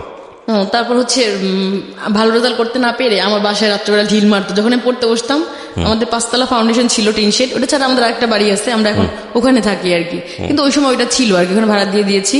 তো ওই রাতের বেলা হচ্ছে কি সন্ধ্যার পরে ইচ্ছা মতো ঢিল ছুটতো আমাদের টিনের উপরে, কেন যে ছুটতো কেউ জানতো না, কিন্তু বড় হওয়ার পরে বুঝতে পেরেছি যে আসলে আপনার বাবা থাকতো না আপনাদের সঙ্গে? আব্বু তো দূরে চাকরি করতো, আপনি মার সঙ্গেই থাকতেন? হ্যাঁ হ্যাঁ, আমি, মা আর ছোট 2টা ভাই বোন ছিল, আর পাশে নানা বাসা ছিল, থাকলে তো আলাদা একটা পরিবার, যেতাম। কিন্তু কেন মারতো সেটা কেউ জানতো না, যে কেন ঢিল মারতো। হয়তো আরো ক্ষতি করার চেষ্টা করতে পারতো, কিন্তু আমার 4 মামা ছিল, ধারণা হয়তো আরো ক্ষতি করার চেষ্টা করতো, কিন্তু পারেনি, হয়তো ওই কারণে হয়তো বা ভয় পেতে হতে পারে, এইভাবে আর কি সমস্যাগুলো। আর ওই যখন মানে খোঁজ নিয়ে জেনেছে যে এই শব্দটা দিয়ে আমাকে মানে ক্ষতি করা যায়, আবার ওই শব্দটা ওরাও ব্যবহার করতে লাগলো, স্লোগানের মতো আর কি, মিছিলের মতো এরকম শুরু করলো ওরা। মোটামুটি কলেজের 50-70% মানুষ জেনে গেল আর কি, যেরকম বিষয়টা মানে বারবার ক্রমাগত করতেই থাকলো, আরো ছড়িয়ে পড়লো। তারপরে হচ্ছে আমি যখন ক্লাসে আসতাম, যেতাম হচ্ছে করিডোর দিয়ে, হ্যাচ্ছ হ্যাচ্ছ করে আমার গায়ের মধ্যে, চিন্তাও না, আননোন ছেলেপেলেরা একদম থুথু ছিটিয়ে বা ওই যে সর্দি টর্দি কফ ওগুলো ছুটিয়ে মানে ফেঁচু হ্যাচ্ছ হ্যাচ্ছ করে আমার মুখের মধ্যে এসে একদম এরকম অ্যাটিচিউড করতো, যত ধরনের বিকৃত আচরণ করা যায় সর্বোচ্চ পর্যায়ে এগুলো করতো। তারপর রাস্তা দিয়ে যেতাম, একটা পাগলি ছিল, ওই পাগলিটাকে শিখাই দিত, বলকে ফেসু ফেসু বল। ওই পাগলিটা নাচতো আর ফেসু ফেসু বলতো, বলে থুথু দে, আমার গায়ে থুথু পর্যন্ত দিয়েছে। My goodness. এরকম ভাবে মানে পাগলিটাকে দিয়ে দেওয়া হতো, বিভিন্ন ভাবে অত্যাচার করতো আমার উপরে। আমাকে ভয় দেখানোর জন্য একটা ছেলে, আমি নাম বলবো না, সে পরবর্তীতে মেডিকেল কলেজে চান্স পেয়েছিল এবং একটু টেরোরিস্ট টাইপের, পুলিশের ছেলে আবার। তো সে একবার কি করলো, আমাকে ভয় দেখানোর জন্য, আমি নিয়ে বসেছিলাম ক্লাসরুমের মধ্যে, পদার্থ বিজ্ঞান বই পড়তেছিলাম, আমাকে ভয় দেখানোর জন্য দরজা আটকায় ফেললো এক পাশ থেকে, মানে ধর্ষণ এরকম টাইপের ভয় দেখায় অনেকে, দরজা আটকায় ফেললো। আমার বান্ধবী কি করলো, দৌড়ে বের হয়ে গেল ক্লাসরুম থেকে, কিন্তু আমি আর বের হই না। আমি এবার এমনিতে খুব স্ট্রিক্ট ছিলাম, কারণ আমি তো অনেক বিপদের সম্মুখীন ছিলাম, ভয় পেলে তো আমাকে চলবে না, তা আমি বের হইনি। পরে নিজেই খুলে দিল আর কি, প্রতিনিয়ত বিভিন্ন ভাবে, মানে কয়টা বলবো আর কি, সপ্তাহে তো আমার মনেও নাই, এরকম ভাবে মানে অত্যাচার করতেই লাগলো একটার পর একটা আমার উপরে আর কি। এর মধ্যে আমি সায়েন্স ফেয়ারে পার্টিসিপেট করলাম, তখন হচ্ছে আমি ফার্স্ট হলাম বরিশালে আর কি, বিভাগীয় পর্যায়ে সবগুলো, ঝালকাঠি, বরগুনা, যেগুলো অন্য জেলা আছে সবগুলোর মধ্যে আর কি ফার্স্ট হলাম। তো ওই প্রজেক্টটা নিয়ে আমি ঢাকায় আসলাম, চিন্মৈত্রী সম্মেলন, মানে বঙ্গবন্ধু যে সম্মেলন কেন্দ্র, এটার উদ্বোধনী ছিল, তখন প্রাইম মিনিস্টার ছিল খালেদা জিয়া আর কি, উনি অনুষ্ঠানটা উদ্বোধন করলেন। তো এখান থেকে গেছি, অনেক হাসাহাসি করতেছিল যে কিছু তো পারবে না, গিয়ে হয়তো সান্ত্বনা পুরস্কার পাবে বা এরকম। ঢাকায় গিয়ে আমি প্লেস পেলাম আর কি, তো অনেক গিফট পেয়েছি আর কি। তারপরে প্রথম আলোতে আমার বেশ নামটাম আসলো একদম এরকম। এরপরে খুব হ্যাপি ছিলাম আর কি। মোটামুটি কলেজে খুব ছেলেদের মধ্যে আমাকে নিয়ে এমনিতে টিজিং করতে না, ঠিক আছে, কিন্তু আমাকে নিয়ে বেশ মানে বেশ আলোচিত ছিলাম, মানে দেখতে বেশ ফর্সা ছিলাম, তো সব খুব পছন্দ করতে সবাই আমাকে মোটামুটি। অনেকেই ঘুরতো পিছন পিছন, বলতো সুইসাইড করবো যদি প্রেম না করো, এরকম মানে এরকমটাও ছিল অনেক। তো যখন আমি ন্যাশনাল অ্যাওয়ার্ড পেয়ে আসলাম, জাহিদ আমার বন্ধু, আমার ক্লাসমেট ছিল, ওই যে একবার টিচিং করেছিল অলরেডি, ঝগড়া লাগছিল ওর সাথে, ও আমার পেছনে ঘুরঘুর করতে লাগলো আর কি, ঘুরঘুর করতে শুরু করলো, আমাকে পোস্ট কার্ড দিল, অনেকগুলো চিঠি দিল আর কি। আমি তো হাতের লেখা চিনতাম না, আমি জানতাম না যে ও কে বা ওরকম, ও সম্পর্কে কিছুই জানতাম না। ও আবার লিজার বন্ধু ছিল, লিজার ভাইয়ের বন্ধু। লিজাকে দেখালাম যে একটা ছেলে আমাকে এরকম দেয়, কি জানি না, লিজা তো হাতের লেখা দেখে চিনে ফেলেছে আর কি। তো এটা লিজার ভালো লাগে না, কারণ ও তো আমাকে সবসময় কম্পিটিটর মনে করতো। তারপরে লিজাই আমাকে এগিয়ে দিয়েছে আর কি জাহিদের দিকে অনেকটা, দিয়ে আবার নিজেই আর কি কেটে দিছে আর কি লাইন এরকম। লিজা দূর থেকে হ্যাঁ জাহিদের বাসাটা আমাকে দেখিয়ে দিয়েছে যে ওইটা জাহিদের বাসা। আর মাঝে মাঝে তখন ও আমার পেছনে ঘুরতো, তো প্রথমে ভালো লাগতো না, একটা সময় গিয়ে আমার একটা ভালো লাগা তৈরি হয় জাহিদের প্রতি। তো জাহিদের বাসায় যাই আমি একদিন, জাহিদ আসতো না ক্লাসে এরকম, আর ওরকম মানে নোন ছিল না, আমি যেমন নোন ছিলাম সবাই চিনতো, জাহিদ ওরকম মানে বরিশালের স্থানীয় ছিলেন না, ওর বাড়ি গ্রামে, ওখান থেকে খালার বাসা থেকে পড়তো আর কি। তারপরে ক্লাসরুমে দেখতাম কি আমি যাওয়ার আগে ও যায়, খুব কিউরিসিটি আমার প্রতি। আমি হচ্ছে একটা ক্লাস পরে যেতাম যাতে ও আমাকে ফলো করতে না পারে, দেখতাম কি ও পায়চারি করতেছে করিডোরে দাঁড়িয়ে দাঁড়িয়ে, মানে খুব ইমোশন যে আমি কেন আসলাম না। আমি আসার পরে ওর ফ্রেন্ড রাসেল ছিল ওর সাথে, মানে একদম প্রাণে পানি পাইছে বা এরকম একটা ভাব আর কি, খুব ইমোশন ছিল আমার প্রতি। তো ফার্স্টে আমার পেছন পেছন যেতাম, যখন মানে ক্লাস শেষ হয়ে যেত, মূল ক্লাসগুলো আমাদের সায়েন্সের প্র্যাকটিক্যালগুলো থাকতো 2টা-3টা পর্যন্ত। তো যাচ্ছিলাম একদিন মাঠের মধ্যে দিয়ে, ও পেছন পেছন গেল, বলে একটা কথা বলতে চাই তোমার সাথে। আমি কিছু বলি না, হাঁটছিলাম। বললো যে তোমার প্রতি আমার তীব্র আকর্ষণ। এই কথাটা বসে পরে আমি হচ্ছে প্রেমে পড়ি আর কি। খুব ভালো লাগছিল কথাটা, বাসায় গিয়ে অনেকবার চিন্তা করলাম যে কি বললো, যে তীব্র আকর্ষণ এইসব। খুব ভালো লাগা তৈরি হয় জাহিদের প্রতি আর কি। কিন্তু যখন ভালো লাগাটা তৈরি হয়েছে তখন জাহিদ আস্তে আস্তে আর কি সরে গেছে। কোন বয়সটা বলেন তো এটা, মানে কোন ক্লাসে পড়ছেন? ইন্টারমিডিয়েটে পড়তেছি আর কি, সেকেন্ড ইয়ারে উঠে গেছি। আমি একটু কথা বলি, ইন্টারমিডিয়েটে অনেক স্টুডেন্টরাই আমাদেরকে শুনছেন, আপনার সঙ্গে একটু তাল মিলিয়ে বলি। ক্লাস 9-এ 9-8 এই বয়সটা থেকে হচ্ছে ভালো লাগার এক ধরনের তীব্রতার জন্ম হয়, এবং উইথ লট অফ সংকোচ। আমি আসলে এটা খুব সুন্দর করে বাংলা বলতে পারছি না, মানে ভালো লাগে কিন্তু সেখানে তীব্রতার যতটা থাকে তার চেয়ে বেশি থাকে হচ্ছে লজ্জা, ভয় এবং একটা আতঙ্ক, জড়তা। কিন্তু মনের মধ্যে মনে হয় যে না, ওকে ভালো লাগছে, ভালো লাগছে। আচ্ছা, এরপরে এই ভালো লাগাটা একটু ডেসপারেটের দিকে চলে যায়, এবং এটা হচ্ছে বয়ঃসন্ধিকালে হয়। বয়ঃসন্ধিকালে অনেকের আগেও চলে আসে। 2টা জিনিস খেয়াল রাখবেন, বাবা মা যারা শুনছেন এবং যারা তোমরা নিজেরাও যারা এখন এই প্রেমের মধ্যে আছো, তারাও একটু শুনে রাখো, কারণ এটাই শেষ কথা না। ইনফ্যাক্ট এই ভালো লাগাটা যখন তীব্র আকার ধারণ করে এবং একই সাথে যখন বয়ঃসন্ধিকাল চলে আসে, বয়ঃসন্ধিকালে ছেলেদের যে চেঞ্জটা হয় সেটা হলো একটা ছেলে হঠাৎ করে লম্বা হয়ে যায়, দেখবে 9-10 দেখে ধাম করে লম্বা হয়ে গেছে, গলার শটটা অনেক ম্যাচিউর হয়ে গেছে এবং অনেক বেশি ব্যক্তিত্ব সচেতন হয়ে গেছে। সে যে হাঁটছে, হাঁটার স্টাইলটা ঠিক আছে কিনা, সে যে জামাটা পরছে সে জামাটা ঠিক আছে কিনা, সে যে মাথাটা আঁচড়াচ্ছে সে মাথাটা, আমি একদম ছোট ছোট জিনিসগুলো ধরে ধরে বলছি, মাথার চুলের আঁচড়ানোর স্টাইলটা ঠিক আছে কিনা, এবং একটু শেভ করার দেখবা যে গোফ উঠছে, বা একটু শেভ, নতুন নতুন দাড়ি, এবং শেভ করে সে যথেষ্ট লজ্জা পাচ্ছে। এই যে বয়সটা, এটাকে বলছি আমরা বয়ঃসন্ধিকাল। আমি অ্যাটিটিউড দিয়ে বুঝালাম, আর ফিজিক্যালের জায়গা থেকে তোমরা নিজেরা বুঝে নিও, ফিজিক্যালি অনেক বেশি চেঞ্জ আসে। মেয়েদের ক্ষেত্রেও কিন্তু এই জিনিসটা আসে, এবং মেয়েদের মধ্যেও এই সেম জিনিসটাই গ্রো করে, কিন্তু with some physical changes. Interesting বিষয় হচ্ছে এই সময়টাতে কোনো কোনো ছেলেমেয়ের আচরণ, মোস্ট অফ দ্য কেসেস আমরা বলতে পারি, অনেক বেশি অ্যারোগেন্ট হয়ে যায়, উগ্র হয়ে যায়। তারা মানতে চায় না। তাদেরকে যদি কোনো একটা জিনিস বোঝাতে চায় যে না এটা এভাবে করো, এভাবে করলে জিনিসটা এরকম হবে, এরকম হবে, ওরকম হবে, ওরা বুঝতে চায় না, ওরা সিদ্ধান্ত দিতে চায় না, আমি তো নিজেই অনেক কিছু বুঝি। হ্যাঁ, উনি ছোট ছোট করে হাসছেন, হয়তো আপনারা অডিওতে পাচ্ছেন না। তো এইটা কিন্তু ছেলের ক্ষেত্রেও হয়, মেয়ের ক্ষেত্রে হয়। এবং তখন যে সমস্যাটা বাবা এবং সন্তানের মধ্যে হয়, বাবা মা সন্তানের মধ্যে, সেটা হলো বাবা মা যদি না বুঝতে পারে যে এই আমার সন্তানের মধ্যে একটা বড় চেঞ্জ এসছে, তারা কি করে ছোটবেলা যেভাবে মানুষ করেছে, ছোটবেলা যেভাবে ডোমিনেট করেছে, ওই জিনিসটা যদি চালিয়ে যেতে থাকে, তখন একটা মারাত্মক সংঘর্ষ হয়। এবং এই মারাত্মক সংঘর্ষটা খুব সার্টেন পিরিয়ডে চলে, 1-2 বছর, এবং কিছু বুঝে ওঠার আগে শেষ হয়ে যায়। এবং এই সময়টাতে অনেক বড় রকমের ভুলও করে ফেলে বাবা মা। সুতরাং আমি বাবা মাদেরকে স্পেশালি বলবো যে এই সময়টাতে ছেলে মেয়েদেরকে একটু অন্যভাবে ট্রিট করতে, একটু খেয়াল রাখতে। আচ্ছা, এবার হচ্ছে ভালো লাগার জায়গাটা বলি। আমাদের শিক্ষকরা ক্লাসে বলতো যে বয়সটা এমন, কাকপক্ষে দেখলেও ভালো লাগে। হ্যাঁ, একদম খুব নুডলি বললাম, আমি কাউকে অপমান করছি না, বাট বিষয়টা কিন্তু আসলে এরকমই। হিসাব থাকে না কোনো, মানে ভালো লাগাটা এত এক্সট্রিম লেভেলে হয় যে ওকে ছাড়া আমরা বাঁচবই না, ওকে ছাড়া জান শেষ হয়ে যাবে। মাঝে মাঝে ফেসবুকে এরকম ভিডিও দেখি, মেয়ে পালিয়ে গিয়েছে, গহনা ঠহনা পরে এসে ফেসবুক লাইভে আসছে, এসে বলছে বাবা তুমি তো বলেছিলা ওকে ওর সাথে বিয়ে দিবা না, দরকার হলে একটা রিক্সাওয়ালার সাথে বিয়ে দিবা, আর তাই আমি বিয়ে করে ফেলেছি, ওর কোনো দোষ নেই। আমি চিন্তা করি আজ থেকে 5 বছর পরে এই মেয়ের জীবন গল্পটা কি দাঁড়াবে, কিংবা আজ থেকে 2 বছর পরে এই মেয়েটাকে এত ডেসপারেটলি বলতে পারবে যে বাবা আমি ওর সাথে সংসার করে অনেক সুখে আছি। কজ রিয়েলিটি তো অন্যরকম। আমাদের চারপাশে যে ঘটনাগুলো ঘটে সেখানকার প্রেক্ষাপটে বলছি। আমি এটা মিন করছি না যে মেয়েটা সুখী হবে না, সুখী হোক, আমরা সেটার জন্য দোয়া করি, কিন্তু এই ডেসপারেটনেসগুলো এই বয়সেই থাকে। কিন্তু এটা জীবনটা আসলে এরকম না।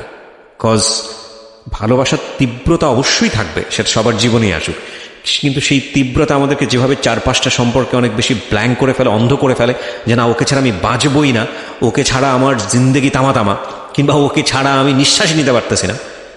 বিষয়টা আসলে এরকম না। এটা একদম এক্সট্রিম একটা ফিলিংস। এই এক্সট্রিম ফিলিংস সারা জীবন থাকে না। আমি আপনাদেরকে এবং তুমি করে বলি, because you are much younger than me. ওই স্টেজ আমি পার করে এসেছি। আমি আমার নিজের জীবন থেকে বলছি, ভদ্রমহিলা যিনি এখানে আছেন নিজের জীবন গল্প বলার জন্য, উনি হয়তো এগ্রি করবেন, এটা থাকে না। এবং এটা যখন থাকে না, তখন অনেক কিছুর হিসাব শুরু হয়। এই হিসাবে গিয়ে যদি ছেলেটা মেয়েটার কাছে হেরে যায়, বা মেয়েটা ছেলের কাছে হেরে যায়, তখন শুরু হয় দুর্বিষহ জীবন। সুতরাং যারা অনেক বড় রকমের মারাত্মক ফিলিংস নিয়ে কোন একটা ছেলে কোন একটা মেয়ের কাছে আছেন, কিংবা কোন একটা মেয়ে কোন একটা ছেলের কাছে আছেন, একটু রেস্ট নেওয়া প্রয়োজন। এটাই কিন্তু বাস্তবতা নয়, একটু সময় যাওয়া প্রয়োজন। সুতরাং হুটহাট করে আমরা যেন কোনো ভুল না করে ফেলি। জি, আপনি যেটা বলছেন আমার মনে হয় সেই স্টেজের কথাই বলছেন আপনি, যে সেই সময় যে যা খুব ভালো লাগতো। হ্যাঁ, একটু রাস্তাতে হেঁটে গেলেই মনে হতো আহা, একটু হাতটা ধরতে পারলে মনে হলো এই হাতটার কখনোই সাবান দিয়ে ধুবো না, থাকুক ওর শরীরে, ওর একটা স্পর্শ থাকুক। সেই বয়সের কথাই বলছেন, বলুন। তারপর তো ঘুরতে লাগলো। ঘোরার কারণ হচ্ছে যে আমি ন্যাশনাল অ্যাওয়ার্ড পেলাম, এটা খুব পছন্দ করতো আর কি। আচ্ছা। তারপর ডিবেট করতাম ওর সাথে, আমি একসাথে ডিবেটও করেছি। আচ্ছা।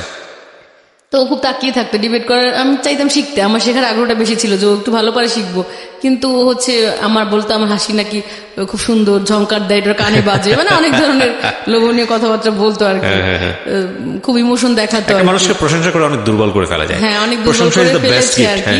তো আমি চেঞ্জ হতে শুরু করলাম। এর আগে ছেলেদেরকে আমি খুব ঘৃণা করতাম। একদিকে বাবার প্রতি আমার খুব আক্রোশ ছিল, একটু নারীবাদী টাইপের ছিলাম কিছুটা, কবিতাও লিখতাম এরকম। তারপর হচ্ছে আব্বুর বিরুদ্ধেও কবিতা পড়তাম এরকম, যে আমরা তো জানি আকাশ আদিম পুরুষ, পৃথিবী রমণী, তবে কেন 2 হাতে শিকল পরিয়ে রেখেছো, 1000 বছর ধরে কেন তুমি সূর্য দেখতে দাওনি, এরকম মানে কবিতা পড়তাম। তা আব্বু হাসতো বা অবাক হইতো এরকম। আর ছেলেরা যদি ব্যথা পেতাম খুব মজা পেতাম, কারণ যে এই প্রিজিং করতাম তো খুব আক্রোশ ওদের প্রতি। তো ফার্স্টে আমার মধ্যে চেঞ্জ আসলো। জাহিদ একদিন ব্যথা পেলো বেঞ্চের সাথে, লোহা ছিল, লোহার পেরেক গুলো কেটে গেল, পা দিয়ে রক্ত বের হলো, দেখি আমার চোখ দিয়ে শুধু পানি পড়তেছে। প্রথম কোনো ছেলের জন্য আমার হচ্ছে কষ্ট হলো। ভেরি ইন্টারেস্টিং থিং, দেখেন উনি ছোট ছোট জিনিস কিন্তু কত বিউটিফুল, কত সুন্দর করে মনে রেখেছে বিষয়গুলো। ওকে, তারপর ওর হচ্ছে চোখে প্রবলেম হলো, ঢাকায় আসলো ট্রিটমেন্টের জন্য। তা আমি বললাম আল্লাহ জানো আমার চোখ দুটো নষ্ট হয়ে যায়, ওর চোখ যেন ভালো হয়ে যায়। ইমোশনাল, ওর দ্যাট জন্য খুব ইমোশনাল স্পেস। ফিলিংস চলে আসলো আমার মানে এরকম। হ্যাঁ, তো ও অলরেডি আমি একটু মিস করে গেছি যে এই টিজিং করতো, এর মধ্যে আমি খুব মেন্টালি অনেক আপসেট হয়ে গিয়েছি। রাতে আমি খুব খারাপ খারাপ স্বপ্ন দেখতে শুরু করলাম, বিষণ্ণতা শুরু হলো। এর আগেও টিজিং করতো বা ফ্যামিলি প্রবলেম ছিল, কিন্তু তখন আমার বিষণ্ণতাটা শুরু হয়নি, এখন আমার বিষণ্ণতা শুরু হয়েছে আর কি। Okay. তো আমি রাতে সবসময় স্বপ্নে দেখতাম। তারপরে দেখতাম যে আকাশ ভেঙে ভেঙে আমার মাথার উপর পড়ছে, বড় বড় ট্রাক আমার বুকের উপর দিয়ে চাপা দিয়ে যাচ্ছে, যত ধরনের খারাপ মানে বিকৃত ভয়ঙ্কর বিভৎস স্বপ্নে দেখতে শুরু করলাম আর কি। ওকে। যাই আমি একদিন স্বপ্নে দেখলাম, একবারই দেখছি, সব মানুষ স্বপ্নে দেখে না ভালো ভালো রোমান্টিক। আমি দেখলাম কি যে ও আমাকে একটা ছুরি দিয়ে, যখন প্রেমে পড়ছি, ছুরি দিয়ে আমাকে আঘাত করতেছে আর কি, পেটের মধ্যে কোপ দিচ্ছে। অপরিচিত আমরা যেখানটায় ছিলাম, তো এরকম দেখতে থাকলাম। কিন্তু জাহিদ আমাকে পছন্দ করতো যে আমি মেডিকেল কলেজে পড়বো, এটা আমি বলেছিলাম আমার ড্রিম। ওই ড্রিমটা ওর ভালো লাগতো আর কি, ও চাইতো যে একটা ডাক্তার মেয়েকে বিয়ে করবে ভবিষ্যতে এরকম। তারপর আমার ডিবেট, আমার ন্যাশনাল অ্যাওয়ার্ড পাওয়া, এগুলো খুব পছন্দ করতো আর কি। একসাথে দুজনে কম্বাইন ভাবে চ্যাম্পিয়ন হয়েছি। তারপর আমি খেলাধুলায় পুরস্কার পেয়েছি আর কি, লুডোতে চ্যাম্পিয়ন হয়েছিলাম। মানে মোটামুটি পড়াশোনায় ভালো রেজাল্ট করেছিলাম, টেস্ট পরীক্ষাতেও আমি নবম হয়েছিলাম। আবার দেখতে বেশ সুন্দর ছিলাম, আবার এই কালচারাল প্রোগ্রামগুলো বা এগুলোতেও ভালো করতেছিলাম, এই জন্য খুব পছন্দ করতো আমাকে। তো এরপরে একটা সময় আস্তে আস্তে মানে সরে যেতে থাকলো, যে বাসা থেকে তো অলরেডি বাসায় গিয়ে বলে দিয়েছে লিজা হাসান বা অনেকে, জানি না আমি কে বলছে। আস্তে আস্তে দূরত্ব মেনটেন করতে থাকলো, অ্যাভয়েড করতে থাকলো। আমি যত উইক হই ও তত আস্তে আস্তে দূরে সরে যেতে থাকে আর কি। এরকম পোস্ট কার্ড দেওয়া সব বন্ধ দিয়েছিল কয়েক টাইম, ভয়ে পানিতে ফেলে দিয়েছি। আর একদিন ওদের বাসায় গিয়েছিলাম, যার সময় আব্বু আবার দেখছে যাইতে রিক্সায়, তো এই জন্য সে একটু সন্দেহ করতো যে কেন গেল, বা আব্বু তো এমনি রাগি আর সন্দেহবাতিক টাইপের, কিছু বলতো না কিন্তু ইনডাইরেক্টলি একটু টর্চার করতো আর কি। আর যখন আমার ফার্স্ট ইয়ার ফাইনাল পরীক্ষা দিলাম, এটা খুবই দুঃখজনক একটা ঘটনা ছিল আমার জন্য। তো আম্মা অনেক রাগী ছিল আর কি। আমার ভাই যে পড়াশোনা করতো না, সে সমস্ত বইপত্র সব ফেলে দেয়। আমার ওদিন জুওলজি পরীক্ষা ছিল, আমি আবারও ভালো প্রস্তুতি নিয়ে খুব খারাপ করলাম আর কি। আমার 80 ক্রস করা টার্গেট ছিল, সেখানে আমি 78 পেলাম। তো আমি আবার জিদ করে পড়াশোনা করতে ভালো লাগতো না, যে এরকম বারবার চেষ্টা করতেছি, বারবার খারাপ হচ্ছে। এই জাহিদ ঘুরতে লাগলো, তখন এক ধরনের ভালো লাগা অনুভূতি, নিজের মধ্যে চেঞ্জ চলে আসলো অনেক। এর আগে অনেক সবাইকে আমি মোটামুটি কম্পিটিটর মনে করতাম, যে আমি খুব ভালো রেজাল্ট করবো, কম্পিট করবো, ডিবেট করতাম, এগুলোতে আমি ফার্স্ট হইতে হবে, আমাকে সবাইকে টপকায় যেতে হবে এরকম। যখন জাহিদের প্রেমে পড়লাম, আমার মানসিকতা একদম চেঞ্জ হয়ে গেল, প্রচন্ড রকম মানবিক। এর আগে তো অহংকার ছিল অন্যরকম, তারপরে অন্যরকম ব্যাপার ছিল, যেগুলো একদম চেঞ্জ হলো, অনেক ভালো হয়ে গেল মন মানসিকতা।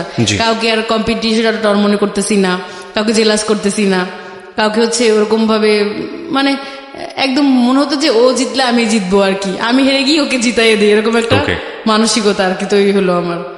যাই হোক, এরকম টিজিং তো চলতেই থাকলো। আর জাহিদ আমাকে যে একটু আমি ওর প্রতি উইক হলাম, এর আগে তো ও ঘুরছে আমার পিছনে, যে আমি দুর্বল হলাম, ও আমাকে উল্টা টর্চার করা শুরু করলো, বললো তোরই দোষ, পোলাপান তোরে টিজিং করে, নিশ্চয়ই তুই কিছু করছো, তোরই দোষ। আর লিজাও এরকম ভাবে টর্চার করতে শুরু করলো, বলে যে আমাদেরকে তো কেউ টিজিং করে না, তোমাকেই করে, সেই লিজার অনেক মানে এরকম ভাবে আমাকে মেন্টাল টর্চার করতে লাগলো আর কি। আমি খুব হতাশ আর কি মোটামুটি এরকম। তো পরীক্ষার আগে আমি স্বপ্নে দেখলাম কি যে একটা লাল শাপলা বড় একটা নদীর মধ্যে অনেক চেষ্টা করতেছে টিকে থাকার, আর অনেক ঘোলা পানি আর কি, ওকে বারবার ঢেউ দিয়ে উঠায় ফেলার চেষ্টা করতেছে। ও চেষ্টা করতেছে টিকে থাকার, আর ও মানে পানিটা ওকে উঠে নিতে। এক সময় শাপলা শিকড়টা উঠে গেছে, একদম পুরো মূল সহ একদম উঠে গেছে আর কি, এরকম স্বপ্নে দেখছি। এরপর তো পরীক্ষা দিলাম, এপ্রিল মাসে পরীক্ষা শুরু হলো। এর আগের বছরগুলোতে ছেলে মেয়েরা কম্বাইন ছিল আর কি, মোটামুটি দেখে দেখে লেখার সুযোগ ছিল ছেলেদের কাছ থেকে। যে রাকিব, সানজিদ, মিঠুর আমাকে টিজিং করতো, ওদের সাথে আবার মুন্না পাশাপাশি রোল ছিল আমাদের।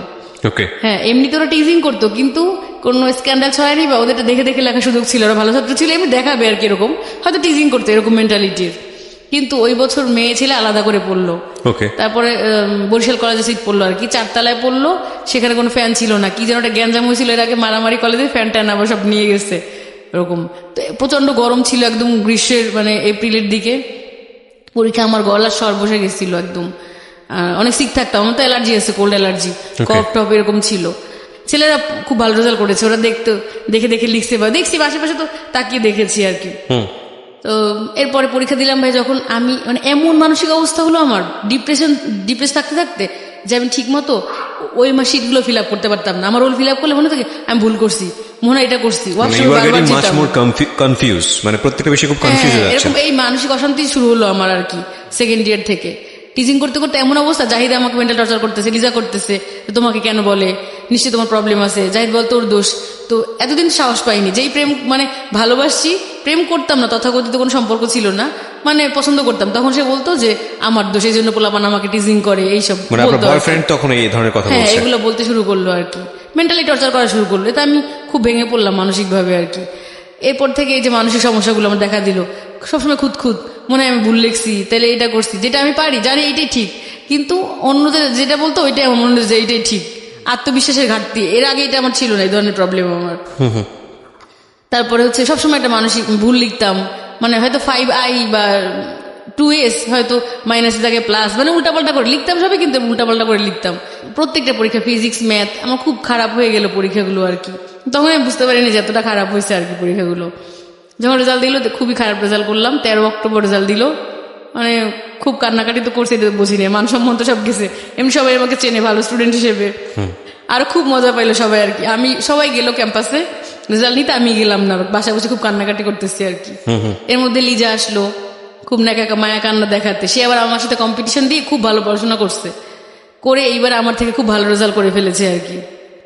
এর মধ্যে একটা বিষয় স্কিপ করেছি, প্র্যাকটিক্যাল একটা কথা বলি নাই। প্র্যাকটিক্যাল হচ্ছে আমি অনেক অনেস্ট ছিলাম ভাই সবসময়, তো সবাই দেখা যাচ্ছে নকল টকল নিত, দেখে দেখে লিখতো, এই টেন্ডেন্সি আমার ছিল না। তা আমার বান্ধবী সোনিয়া ওর সিনিয়রদের সাথে আলাপ করলো যে কিভাবে করা যায়, তো ওদের অনেক টাকা পয়সা ছিল, ধনী মানুষ, বলো যে কম্পোজ করে নিয়ে যাবে, এগুলোকে দেখে দেখে লিখবা আর কি। তো ছোট ছোট করে কম্পোজ করলো, 5টা-6টা করছে, করে ওই আমার বান্ধবী মনিকে দিছে, ও নিছে, আমাকে একটা দিল, মোটামুটি নীলাঞ্জনা লিজা প্রত্যেকের কাছে নকল আছে, ওরা মানে ভেতরে রেখে বোরকা পড়তো, ভেতরে রেখে হচ্ছে করতেছে, লিখতেছে এরকম। আমি তো একটু বোকাশোকা টাইপের গাধা, সবসময় তো এত মানসিক অ্যাংজাইটি থাকতাম যে ম্যাচিউর কোনো বুদ্ধি আমার তৈরি হয় নাই। আমি করছি কি, এটা সাদা স্বচ্ছ ফাইল নিয়ে গেছি, পদার্থবিজ্ঞান পরীক্ষার দিন ট্রান্সপারেন্ট ফাইলের মধ্যে উপরে রেখে দিছি ইয়েটা আর কি, ওই যে কম্পোজ শিটটা। আর ওরা তো মোটামুটি বিভিন্ন ভাবে আর কি রেখেছে, এমন ভাবে যে বের করে লিখতেছে। স্যার উঠেই ফার্স্টে আমার ইয়েটা দেখলো আর কি, ফাইলটা খুললো, দেখাই তো যায় এটা স্পষ্ট ভাবে, দেখলো যে এটার মধ্যে নকল আছে আর কি। আসলে তো আমি ওইটা নিজে নেই না, ওইটা আমার বান্ধবী দিছে পরীক্ষার সময়, আমি ওইটার মধ্যে ঢুকাই রাখছি। তো স্যার খুব খেপে গেছে যে নকল করে, এই মেয়ে মনে এরকম ভাবে নকল করছে, এসসিতে কি রেজাল্ট করছিলা তুমি ফিজিক্সে? আমি বললাম স্যার আমি A+ পেয়েছি। বল নিশ্চয়ই নকল করে পাইছো। আসলে ভাই এরকম আমি কোনোদিনও না, সেটা বিশ্বাস করবে না। তারপর খুব খেপসে আমাকে ফেল করাই দিবে আর কি। তা আমি আবার টেস্টে প্লেস পেয়েছিলাম। স্যাররা অনেক, স্যারদের সাথে খুব ভালো রিলেশন ছিল, বিশেষ করে ম্যাথ আর বোটানি টিচারের সাথে খুবই ভালো সম্পর্ক ছিল। ওই দুইজন টিচারের প্রিয় ছাত্রী ছিলাম আমি আর কি। তো এই স্যাররা বললো যে না আসলে এরকম ওরকম না, হয়তো ভুল কি বলছেন জানি না, হয়তো ন্যূনতম একটা মার্কস দিয়ে পাস করাই দিছে হয়তো, বা এই জন্য স্কোর আরো খারাপ হয়ে গেল আমার। তো খুবই খারাপ রেজাল্ট করে ফেললাম, মেডিকেল কলেজে তার পরীক্ষা দিতে পারবো না। কি যে খারাপ সময় গেছে আমার লাইফের, একদম জীবনটা ভাই আমার অন্ধকার হারিয়ে গেছে, এরকম খুবই মানসিকভাবে ভেঙে পড়ছি আমি। প্রতি রাতে আমি বসে থাকতাম চেয়ারে, ঘুমাতে পারতাম না, মনে থেকে সুইসাইড করে। আব্বা আম্মা আমার খুব অরিড থাকতো, তারা শান্তিতে ঘুমাতে পারতো না আর কি। এরপর আম্মা টর্চারে আর মামিদের টর্চারে একদম অতিষ্ঠ হয়ে গেলাম আমি। পরে আমি সিদ্ধান্ত নিলাম যে প্রপোজালটা আসবে, যে আসুক, কানা খোড়া যে আসুক আমি তাকেই বিয়ে করবো আর কি, এরকম টার্গেট করলাম। এরপর প্রপোজাল আসলো, এবার বিয়েতে রাজি হয়ে গেলাম। আম্মা তো এমনি খুশি। এবার খুঁজে খুঁজে ভাইয়া শহরের মধ্যে অনেক ভালো ভালো ছেলেরা ছিল, আমাকে পছন্দ করতো, বা বেশ সচ্ছল পরিবারের ছেলে ছিল, কিন্তু আমার না খুব আনইজি লাগতো যে বিয়ে করবো, তারা জানবে যে ফেসু ফেসু ডাকে, দেবর বা ননদ থাকলে না হাসে কি করে, সবসময় এরকম একটা মানসিক এংজাইটির মধ্যে থাকতাম। আমি ভাবছিলাম যে বিয়ে করবো না আর কোনোদিন। প্রচন্ড একটা অশান্তির মধ্যে দিয়ে যাচ্ছি না আমি, প্রচন্ড স্ক্যান্ডাল ছড়িয়ে গেছে এরকম। তো এরপরে হচ্ছে গ্রামের দিকে ছিল বাড়ি, ইঞ্জিনিয়ার, ভাবলাম যে গ্রামের দিকে বাড়ি অনেক দূরে আমাদের থেকে, হয়তো জানবেই না কোনোদিন, তাহলে এখানেই রাজি হয়ে যাই। বেশ ধনী, মানে ধনীও না, সাধারণ পরিবার একদম। ইচ্ছা করলে আমি অনেক ধনী পরিবারে বিয়ে করতে পারতাম এরকম, বা অনেক ফ্যাসিলিটি দিয়ে বিয়ে করতে, মানে অনেক গর্জিয়াস অনুষ্ঠান হইতো এরকম। তাই রাজি হলাম। কিন্তু ভাই ওর মা ঠিকই খোঁজ নিছে, মা খুব মানে শাশুড়ি আম্মা খুব চালু ছিল আর কি, চালাক। ঠিক ভাই ওই শাহাবুদ্দিন, নীলাঞ্জনাশীল একদম তাদের কাছে এসে পৌঁছাইলো। তারা বসে পাগল এই সেই, মানে টিজিং করে ছড়াইছে। পরে এমন একটা অ্যাটিটিউড করতো সবাই যে বলতো পাগল বা আজে বাজে, মানে যা মন চায় যার যেরকম ভাবে বলতে লাগলো তার কাছে।